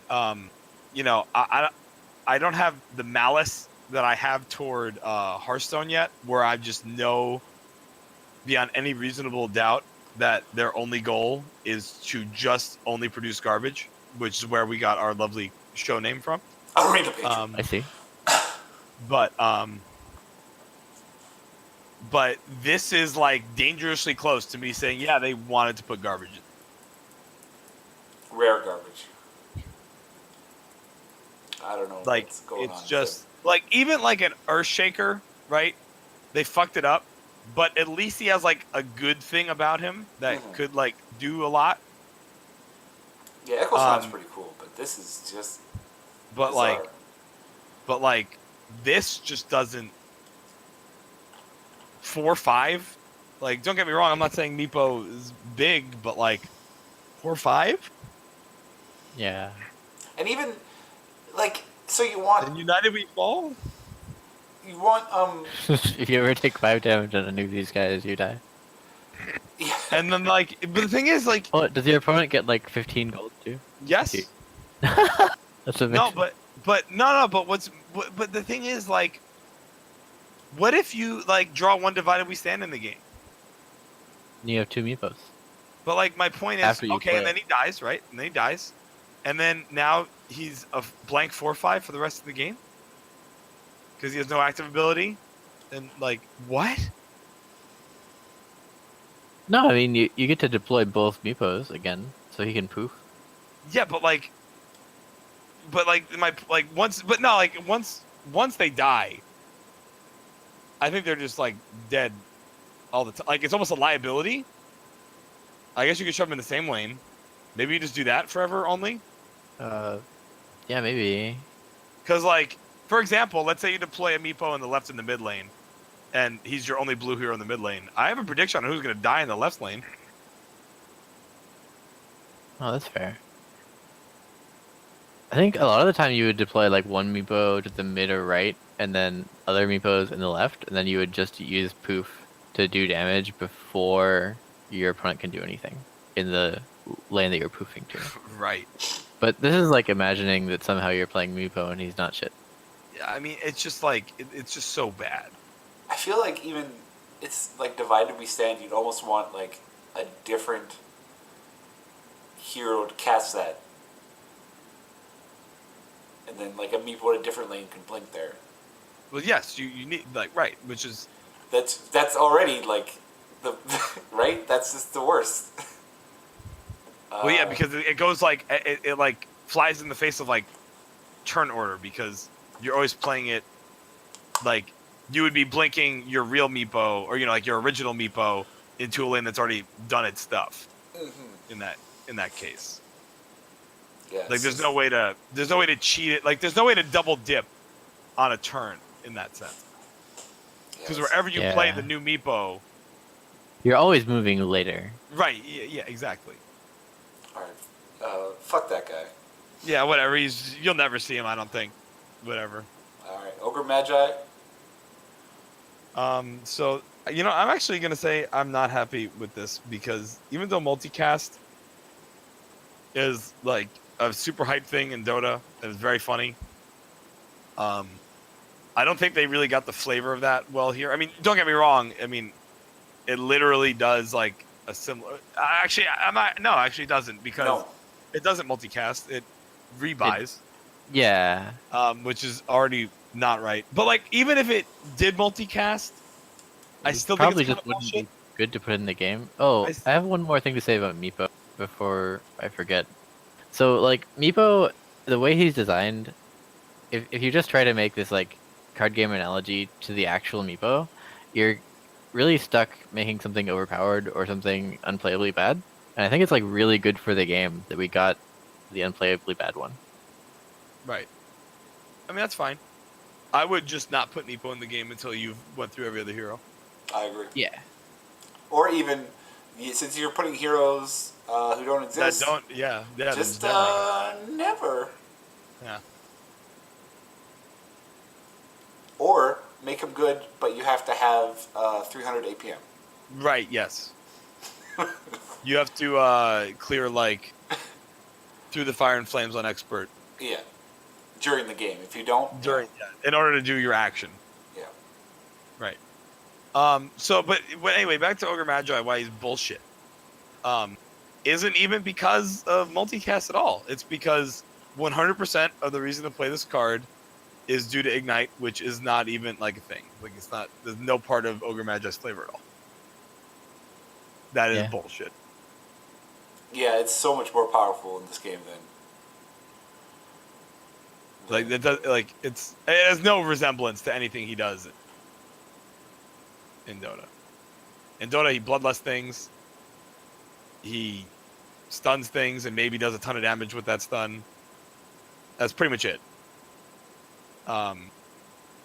Here he is like incredibly good at making a hostile lane exist because of his insane damage ping thing, and the rest of the card sucks.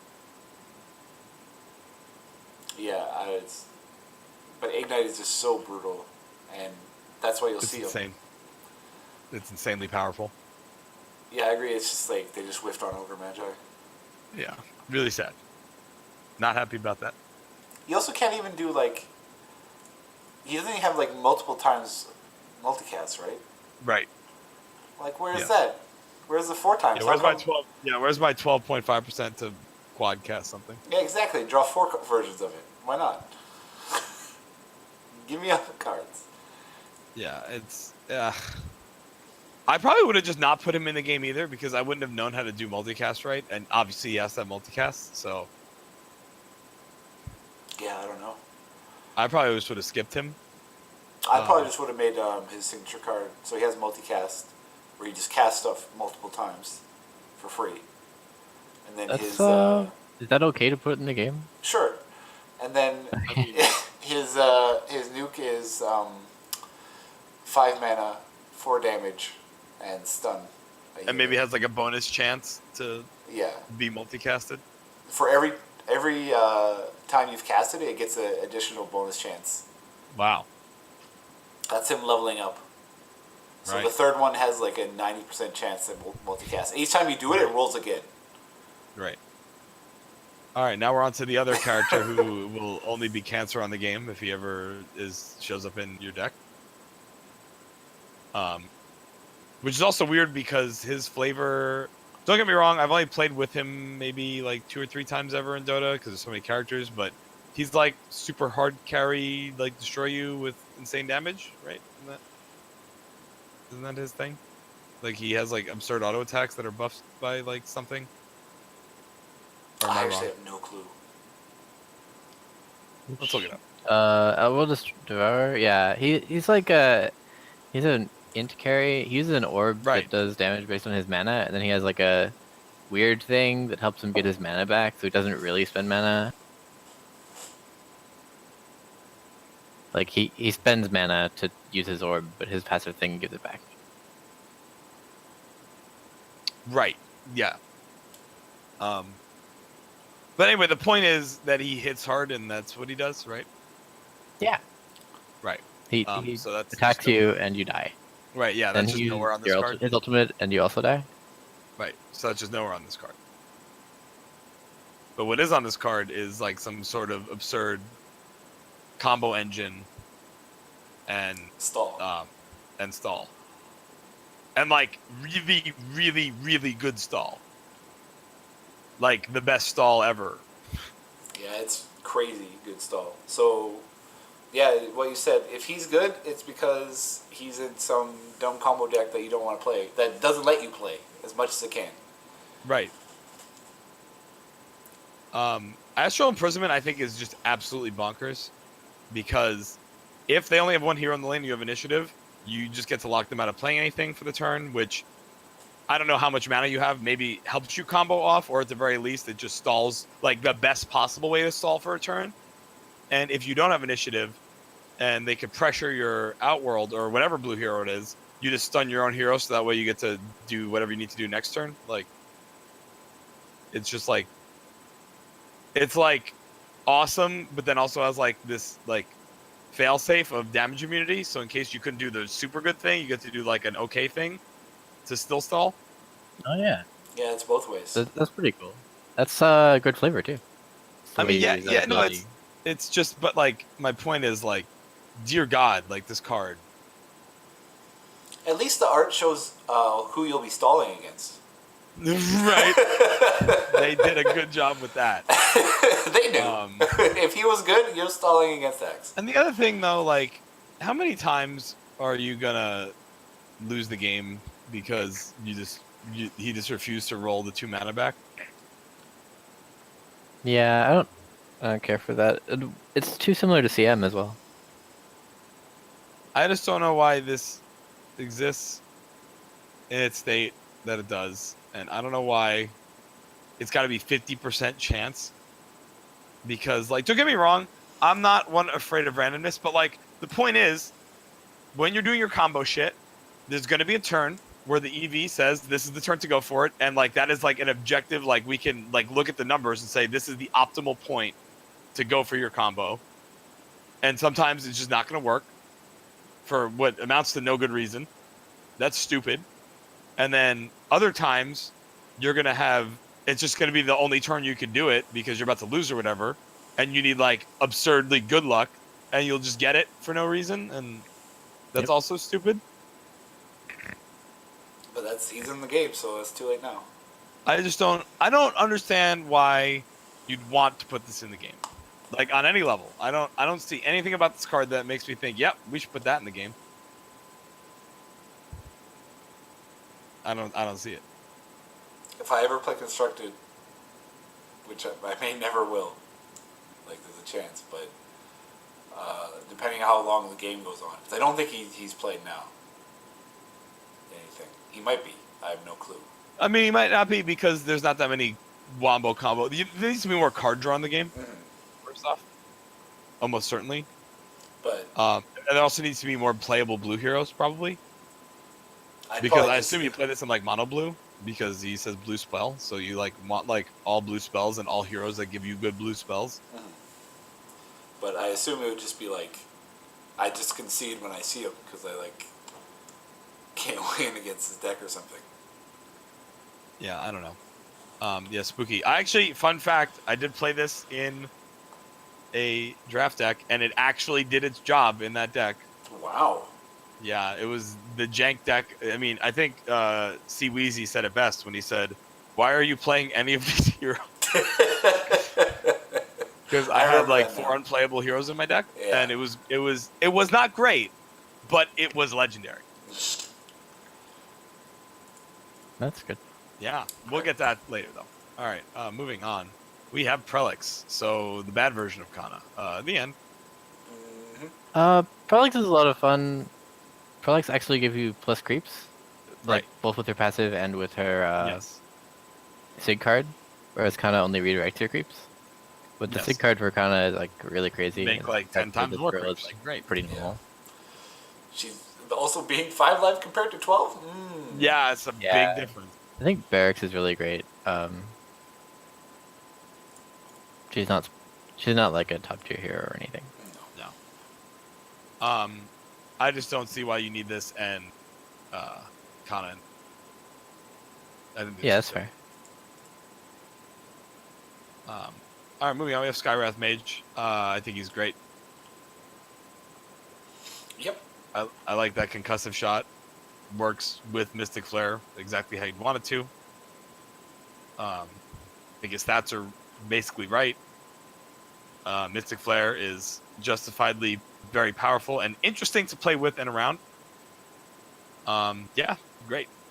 Yeah, he hits all the buttons. Good job. Yeah. He's a mage and the spell is good. Perfect.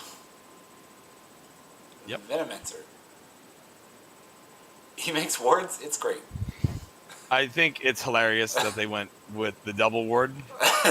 Yeah. All of his wards. I think that's funny. I'm not saying it's wrong, but I am saying I wish they more accurately reflected the fact that his auto attacks actually suck to get hit by, because in this game they don't suck to get hit by. If he even can hit you, depending on how late the game it is.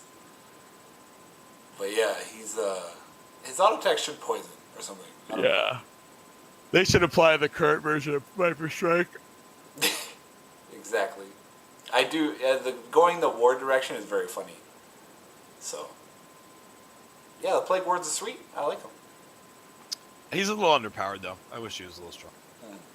I think we might have to make that So Venom cost 3. Make it spicy. Dang. Because I mean he sucks late game, so I think you should make him just flat out spicy early game. Just let him play it on turn 1. Sure. That sounds fine. I think like Venomancer is he feels a little bit weak to me because you kind of don't want to flop him, but you have to have him You have to in the basically. game early Yes. if you want to get the wards going, and the Yes. wards will like prevent your opponent from going to the lane. So if he could show up on turn 1 and he had like 2 or 3 more health, or if you could play Sylvetum on turn 1, even though he's gonna die, that would be really great. Yeah, he's just too underpowered, I think. I used to rate him as playable, but now after playing more Jimmy, I think just play Jimmy. I don't know, play this guy. Now we have the God of Thunder himself. Last This guy's of blue, but not least. Zeus. I mean, my only possible complaint about this card is that maybe it had to be 5 and not 4 on Thunder God's Wrath. But other than that, nailed it, I think.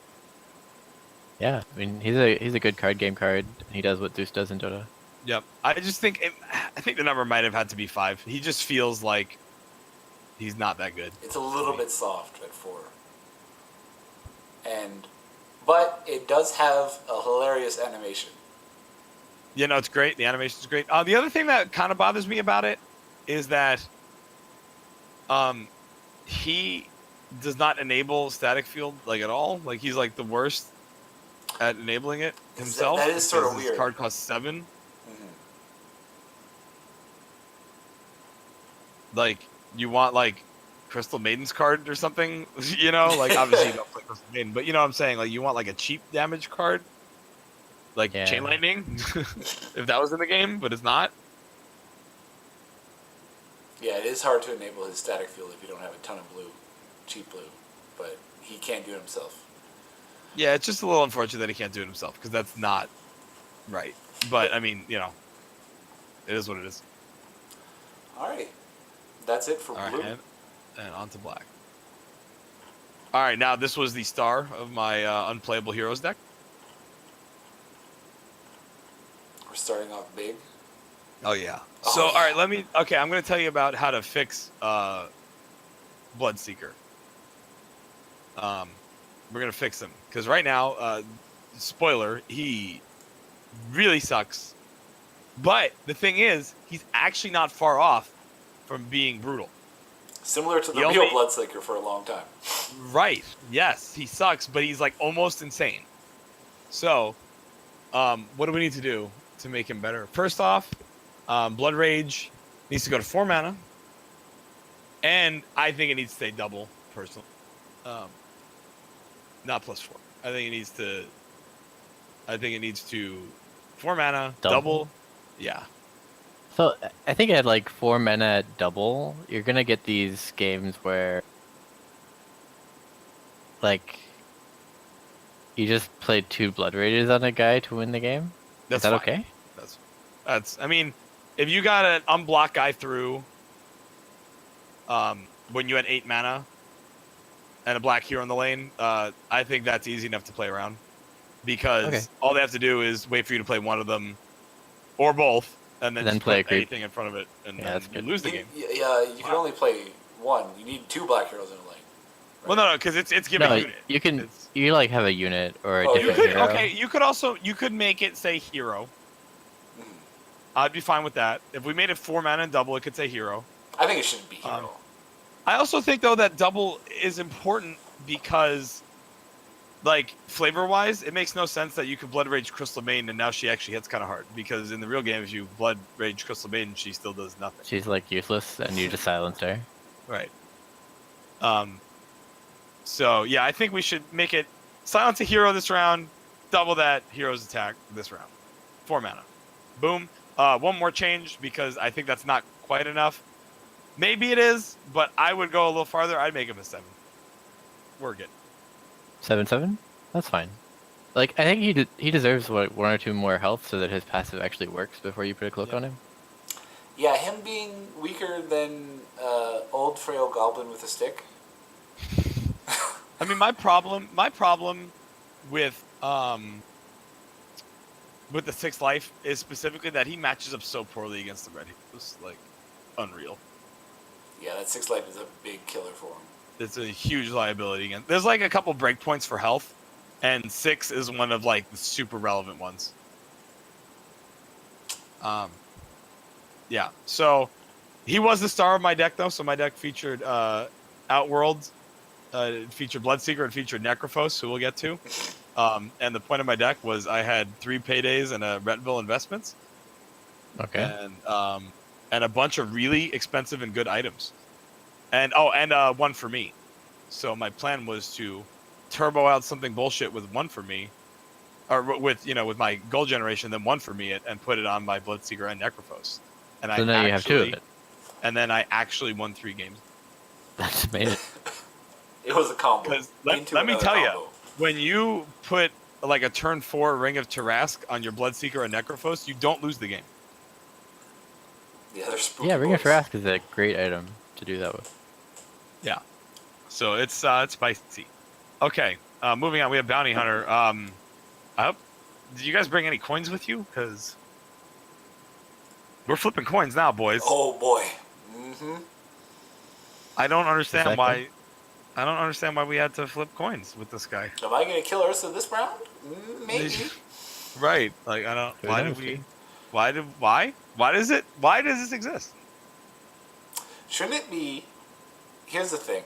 What if it was Janata before the attack phase? So you couldn't I flipped 11. I'm gonna payday now. You had to actually risk it. Would that just be way too bad? I have an idea.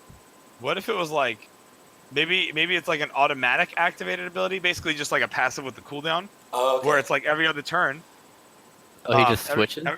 Every other turn, he is in stealth until the combat, so you can't fuck with him. Sure. Well, that sounds amazing. That's what Bounty Hunter does. Yeah, he tracks things while he's invisible, and you can't do anything about it, and then maybe you're dead, or maybe you had enough defense and got away. Also, his track art looks really shitty, I think. Yeah, it's too silly. The hero looks good. He looks intimidating. He's got apparently comes at you at dusk. Okay. What happened? What happened in between? Yeah, I don't know. But yeah, I think Janata, just the way it is, not only is it not flavorful to what he does in Dota, but oh god, it's so dumb. It sucks to play against. It's so dumb. It sucks to play with equally, because someone is just always sad. Yep. Now we got Debbie, the base black hero. She's pretty good. No accident, sweet. And Yeah, she's great. She's what you want out of the base hero. Just again, voice acting. Yeah. Need to rework that. No, I really like it. I also think there's some problem where this hero is slightly too good. You're not that sad to put Debbie in your deck. I agree. I think we need to go 7-4. Go big. Oh yeah. Okay. Nasty. That's fine, I guess. Make her die to those green heroes. Okay, and now we have a character that's way tougher we than we did not want to leave Black out of the fiesta of just blatantly designed to be overpowered heroes. Right. So each one gets one. Although I'd say Kana is the most fair of the group. Of the group of Axe, Dro, Kana, and Lich, definitely Kana's the most fair of those. But yeah, let's just make a card that's too good at everything. He makes no So sense. the Black thing is that their heroes are all weak. They die really easily. Right. So what if we take like a really frail guy who like is slow and frail and dies easily, and made him have the best stats of any Black? Yeah. Like super tough. 9 health is a lot. I don't get it. Like actually unbelievable though. They just decided that Lich would be their rare, overpowered hero for Black. So his stats are overpowered. His ability is overpowered. Maybe fair and constructed, but definitely overpowered draft. And then Chain Frost has one weakness, which is to armor. But if you don't have armor, which most things don't, and most things can't even get, it's just the best thing ever. Also, this is the only card in the game that I think... I don't want to say it lies, because it doesn't actually say what every sane person would think, but it comes close enough to saying it that it really just shouldn't say anything about it. But the whole deal 3 damage to a random unit to its left or right. So the way it would work in Dota is that the things need to be near each other. And the way every other effect that's not exactly this works is you have to be a neighbor. This card, you don't have to be a neighbor. Doesn't matter at all. Yeah, it is very jarring. And I've thought about that in game. Me too. I've thought about not this problem, but the fact that like if you haven't read the card very carefully, you think that I have to be careful when I play Chain Frost, or it's going to stop bouncing. Yes. And I actually, when I first played with Lich, that's what I thought. And I played that way. I mean, I still won very easily. I mean, I had Lich, so it was fine. But then someone I was like, oh man, this guy's screwed. He can't even do anything. And then he just plays Chain Frost. I'm like, aha, he had it, and it didn't. Wait, what does it do? Wait, what? Oh. Oh no. Oh no. Oh. Baffling that it doesn't bounce the neighbor. Like, again, not only is that horrible flavor, like absolutely atrocious flavor, makes the card less strategically interesting to play with and against, but is just hilariously overpowered. And then it has some weird thing on the bottom. Yeah, hold on. There's extra text. We're not done. What does it say? I can't. For some ungodly reason, this is the only card in the game that for just absolutely no reason whatsoever, no flavor attached, just how do we make it just a little more overpowered, just gives you initiative. Fuck you. Like, why not? That doesn't really make sense. It doesn't make sense. It's like your big board clear. That's the point of that. It wouldn't give you initiative. That it costs initiative. Right. It's your ult or whatever, right? I have a good one. Guys. What if we do Annihilation 2.0? 6 mana, condemn all units, get initiative. Oh, great. Oh, good card. Who can we put that on? Who's that? Who's Carol? Who's Techies. Yeah, techies. But yeah, this is just this one. Okay, so if Meepo was this on the low end, I think this card, Axe, at least he doesn't really make sense, but maybe a little bit. Dro, overpowered, but at least kind of makes some sense. Kana, who knows, because she's not from Dota. Yeah. This is just them saying fuck you. Yeah. Because there is his stats, he should be 3-7. Period. 5-9. No is argument. Unbelievable. He should be 3-7. Like everything about him is 3-7.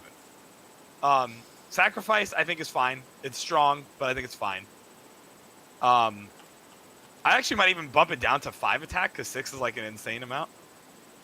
Usually you want your 6 attack thing to swing. Right. Like, 'cause I think 5 is like, maybe I would consider sacking something that had 5 attack to draw 2. But 6, I just don't see it. Like at that point, just delete that text off the card, you know? But if we're not going to do that, then okay, fine, whatever. That's sacrifice is fine. And then Chain Frost, get the fuck out of here. Get the fuck out of here with this you get initiative shit. That's absurd. Yeah, and then get the fuck out of here with not having to be neighbors. Yeah. If there was one card in the card whole might actually game, be fine with both of those nerfs. if there was one card in the whole game that I would expect to require neighbors, it would be fucking Chain Frost. It would be the Plague Goo. And it's not. I don't get it. Yeah. I absolutely don't understand. Unbelievable what happened with Lich. Why is he so strong? Can he one-shot Crystal Maiden? Like, if we went to Dota right now, Yes. if we auto-attacked them together, he would just bang. Boom. All right, now let's talk about another guy they did dirty. Poor Lion. Half the health of Lich. Okay, so first off, 6'5". Why 6? I don't understand. That doesn't seem right. 5 is brutally low, but okay, maybe.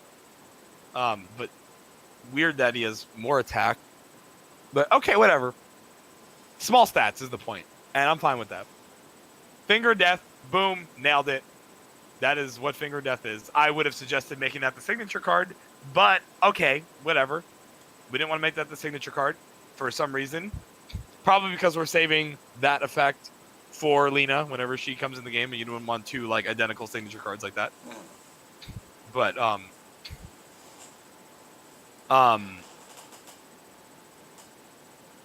you know, I think Finger Death's great, but then they just did him dirty.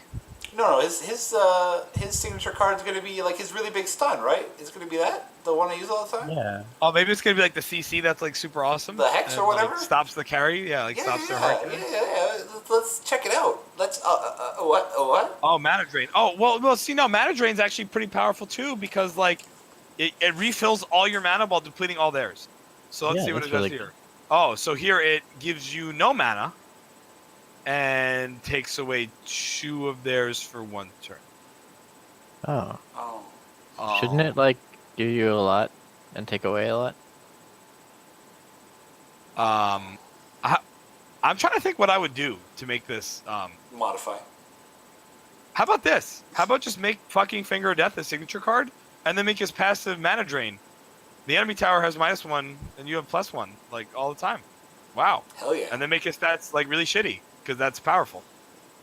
Well, his stats are already really shitty, so we're halfway there. Well, you can make him even shitty. Make him 4 or 5 at that point, you know? Yeah. What about that? Yeah, it's they really. Because then like that would make sense because like right, you never flop him, right? Mm-hmm. And then you deploy him in a place to be disruptive. What? Which is what he does. That is what he does. It's true. Whoa! It's like I should design their cards. I guess so. Yeah, but if all the cards were good, then how would we know how to value anything? Right? Yeah. How would you have fun? How would you get joy?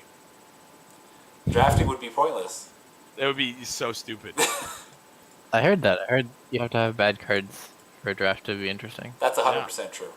I mean, just like my cube, for the Magic cube I have, where pretty much all the cards are, okay, with a couple exceptions, basically on the same power level, and it's like the most fun. Bring back Clock Stopper. Yeah, no, not bringing back Clock Napper. The good old Mimic Vat Clock Napper. Lock. Oopsie daisy. The combos. Okay, now we have the Spooky Boy. Yeah, no, he's not spooky. He's actually unplayable unless you want to be silly and do silly things like I did. Okay, so ready? Are you guys ready for my revolutionary change to make this card go from trash garbage to awesome? Okay. Yeah, he starts with 8 life. Wow. Wow. That's good. So I mean, he doesn't just get dunked on by every red hero? By everything. By like everything? This guy's passive is close to blank, but Heartstopper Aura is really cool. No, And Heartstopper Sadis is Aura... not. No. Sadis is really? actually fine. The reason why it seems blank is because he dies on turn 1. Okay. If he didn't die on turn 1, that would actually be pretty good. Like, anytime he lines up with the creep at the start, he already is +1 life forever. That's pretty good. Yeah. I don't know what the odds are of doing that, but they're not that bad. I like Heartstopper Aura. I think that fits.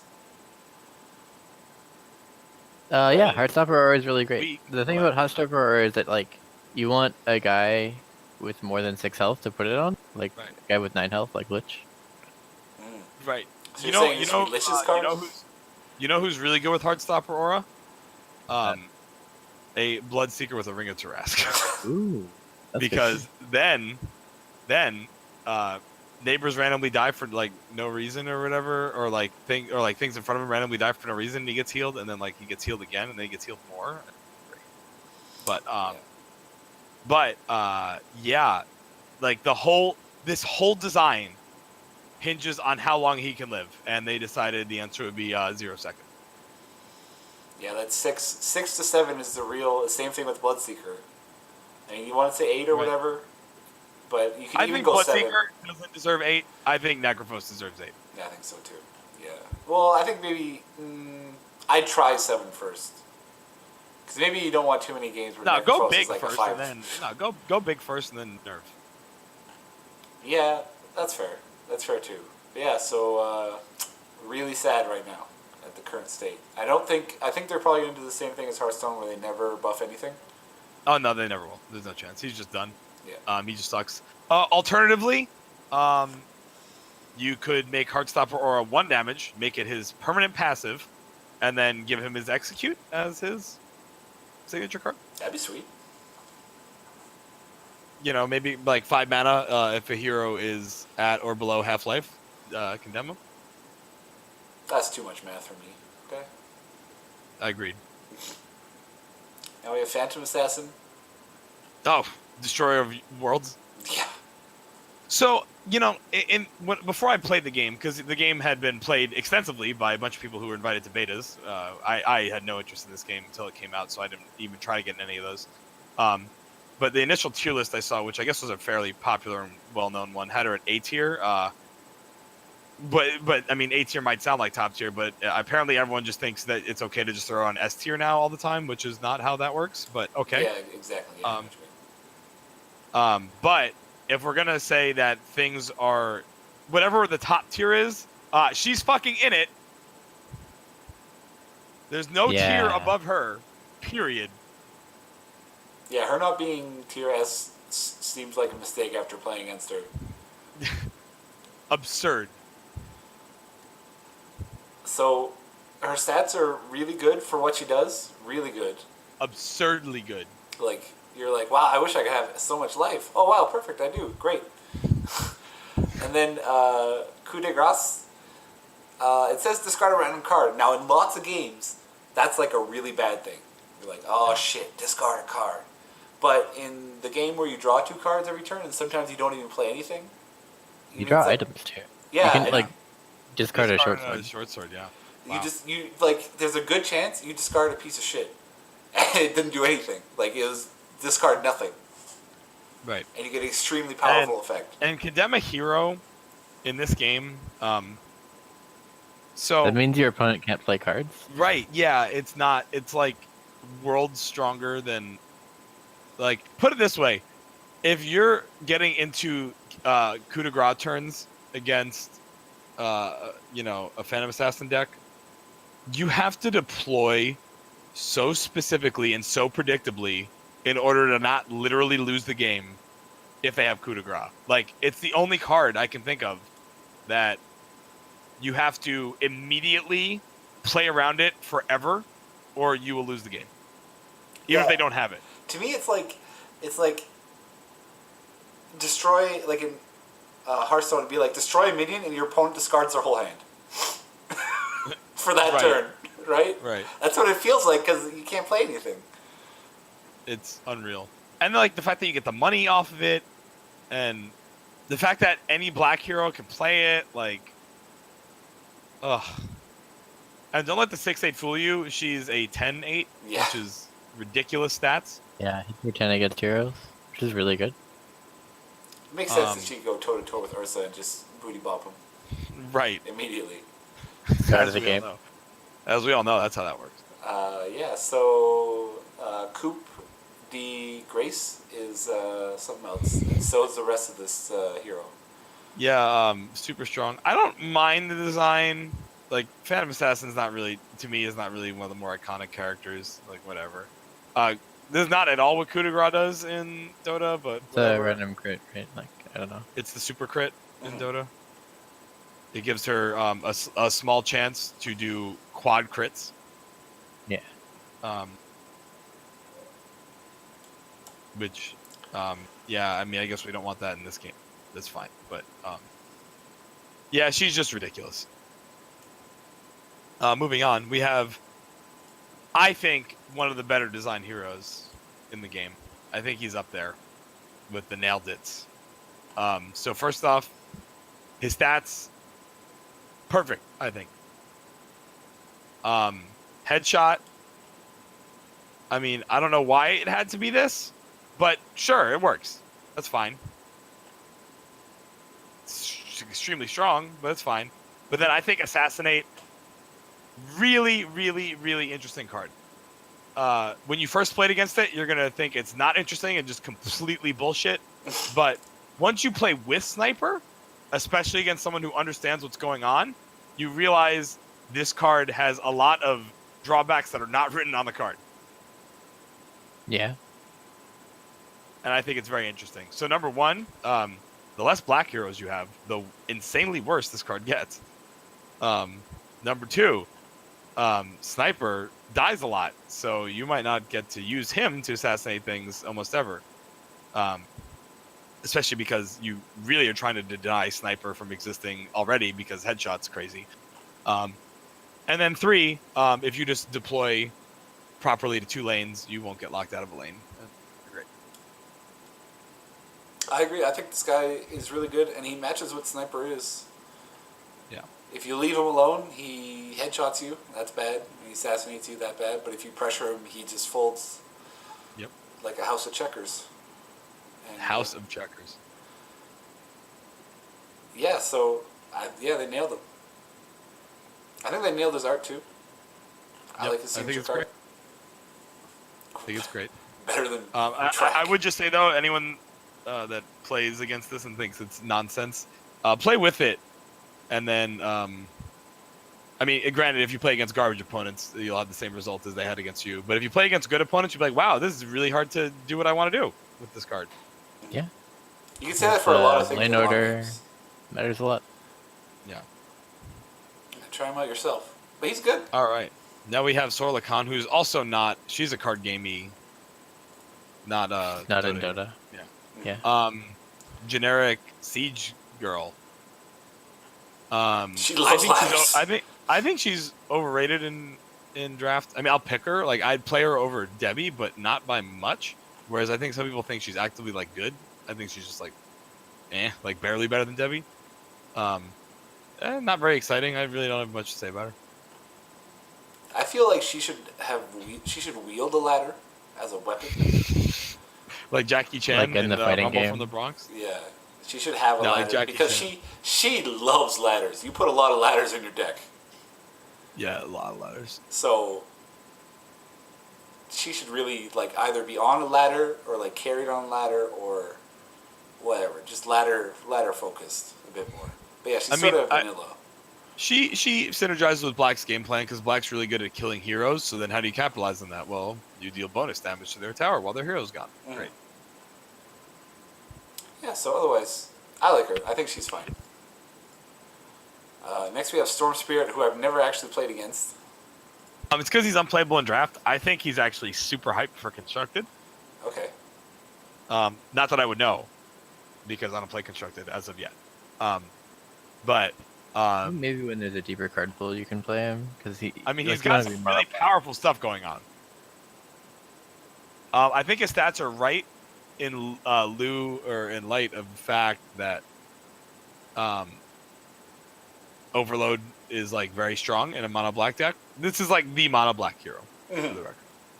Yeah. Just don't. I mean, maybe you could splash one off color hero if that was profitable to do, but Splash Axe. right, yeah, just mono black splash axe, great. But you basically want to be mono black with this. So Overload can give him a lot of attack, like a lot, like holy moly, and then Ball Lightning is. It's a lot of mobility. I mean, the thing is, like, Ball Lightning is actually like one of the craziest cards like ever if you're mono black. Like, what it does is just ridiculous, really. It's like the most powerful movement thing in the game by like miles. And it even grows Storm Spirit more, so like if he was in lane 1, you could then like play a bunch of shit in lane 2 and then play a bunch of shit in lane 3 and then drag him over to an empty slot on lane 3 and like fucking blow their fucking tower to smithereens.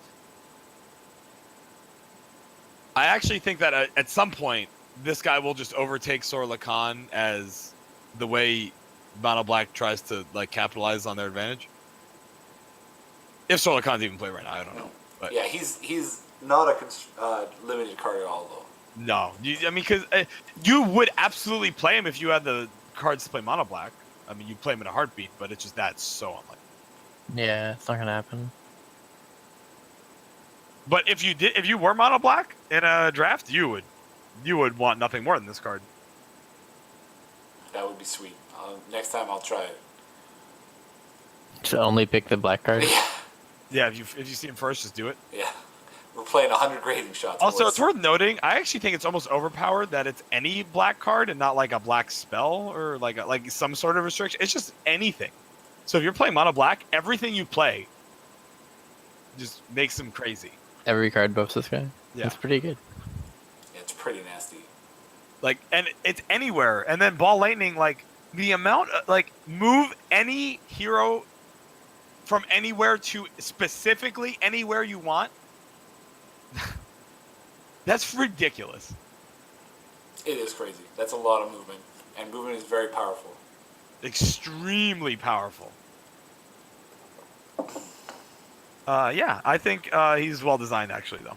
I think he might end up being overpowered, but we'll see. Next we have... A little sad that we can't play him in draft, though. Yeah. Oh, next we have the Destroyer of Worlds. This is the last card that's in tier S, but Axe, that's a trick where he says he's in tier S. He's actually tier SSS. Right. But Tinker is one of the top 5 guys. The thing is, though, Tinker is not part of the 4. He's not part of the big 4. He is just really good. He's not in the blatantly overpowered on purpose category that the other 4 that we talked about are in. Yeah, I agree. Seems like his Sig's really good, his Active's really good, but then his stats are like super balances fair. it out. Yeah, his stats are super fair. If he was 7'9", not to name other people, but if he was 7'9", then he would be in the just blatantly overpowered category. Also, like, there's an actual way around March of the Machines, like, you know, live for a couple turns or have like some armor. Yeah, armor does it. It's like mostly worse can flag, and don't get me wrong, can flag is ridiculous, but it's like mostly worse. I mean, unless the burn really matters. Laser's really good, but it's not headshot good. I don't think. It still lets you play cards too, so right. Get out of it. Yeah, because 3 is probably not lethaling something where headshot very often just finds lethal. Mm-hmm. Yeah, so I like Tinker, and he does tinkery things, so I'm happy. Perfect. I'm glad March of the Machines is in. All right. A little sad that he doesn't have some sort of crazy scaling joke with items like he does in actual Dota, but last we have, and certainly not least. No, certainly not. So this is the version of Storm Spirit that you do get to play in draft, basically. It's like, hey, sorry you're not allowed to play Storm Spirit in drafts, but here's kind of like what you would do if you could. Winter Wyvern, I couldn't tell you the first thing about him in Dota. To be honest, I have no idea. Same here. No clue. No idea. So I have no idea how faithful he is to the flavor, sadly. I know Winter's Curse is a move of his. I don't know what it does at all. But what I will say about him just in the card game is that Arctic Burn's very fun. His stats are fair. And Winter's Curse I thought was like kind of good, but it's really, really, really bad. Yeah, I find Winter's Curse to be really awkward to use. It's really bad. But Arctic Burn is so good that he still makes the cut every time, I think. Yeah. So I think that got him. I mean, Arctic Burn is just It's like really kill nasty. your opponent's tower all the time. Yeah, going to the empty position is really, really powerful. Movement is really powerful, like we've mentioned before. And But the fact that this is one of the only cards that like creates empty positions. Yeah. Like, Otherwise, you can't. Like, you either play a creep. Playing a creep doesn't let you get your hero there. right. Like, when you deploy a hero to a place that has a spot against an enemy, your hero is up against the enemy, and your creeps are in the new empty positions. Right.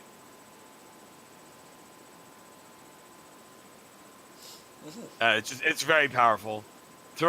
Like for anyone that is new to the game or maybe is thinking about playing the game, throw a Stonehall Pike on this guy and then laugh your way to the bank when he starts two-shotting towers that is uninteractive. Yeah, good luck. Okay. Which I'm assuming is not his Dota flavor, so I'm pretty sure it worked out, but I could be wrong. I don't know what this guy does in Dota. Let's look it up. Hold on. She, I guess, she. Dota 2 Yeah, she. Winter Wyvern. I feel like Winter's Curse, the art here, like she's making two creeps fight against each other, which is sort of Here what we it go. does. But it shouldn't be heroes. Usually it's going to be heroes when you use this card. Yeah. Or like a hero and a creep fighting each other that's from the same side. Like maybe Enchantress is fighting a creep. Okay, so here we go. We have Arctic Burn, which gives her she flies up into the sky, gives her unobstructed movement. It allows her to do percent health as a dot on her attacks, a slow, and gives her additional sight range. Sure. Okay, so she like flies up in the air and becomes a dragon from Game of Thrones. And she That's hits who it harder. is. That sounds good. Then we have Splinter Blast, ball of ice that nukes and slows. Okay, Cold Embrace. So she ice blocks. She can ice block an ally, making them immune to physical and healing them. So it's like May ice block, Overwatch. And then Winter's Curse. Freeze an enemy in place.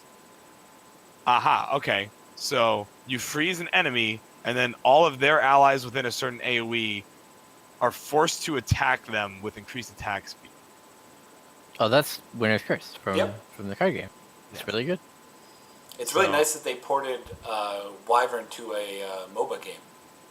Yeah. Right. Nice. One thing though that is just a little sad though is presumably Winter's Curse in a Dota context probably like kills the person you Winter's Curse, or at least like distracts the people near the Winter's Curse person because they're like forced to auto attack. But in this game, it probably doesn't kill the person you Winter's Cursed, and it doesn't stop the allies at all. Yeah. Yeah, they still get to attack. What if all of the people involved were disarmed because they're like distracted? Yeah, it should be like the other way, like target unit or something. I don't know if they can't say target. Target unit is disabled this round. No.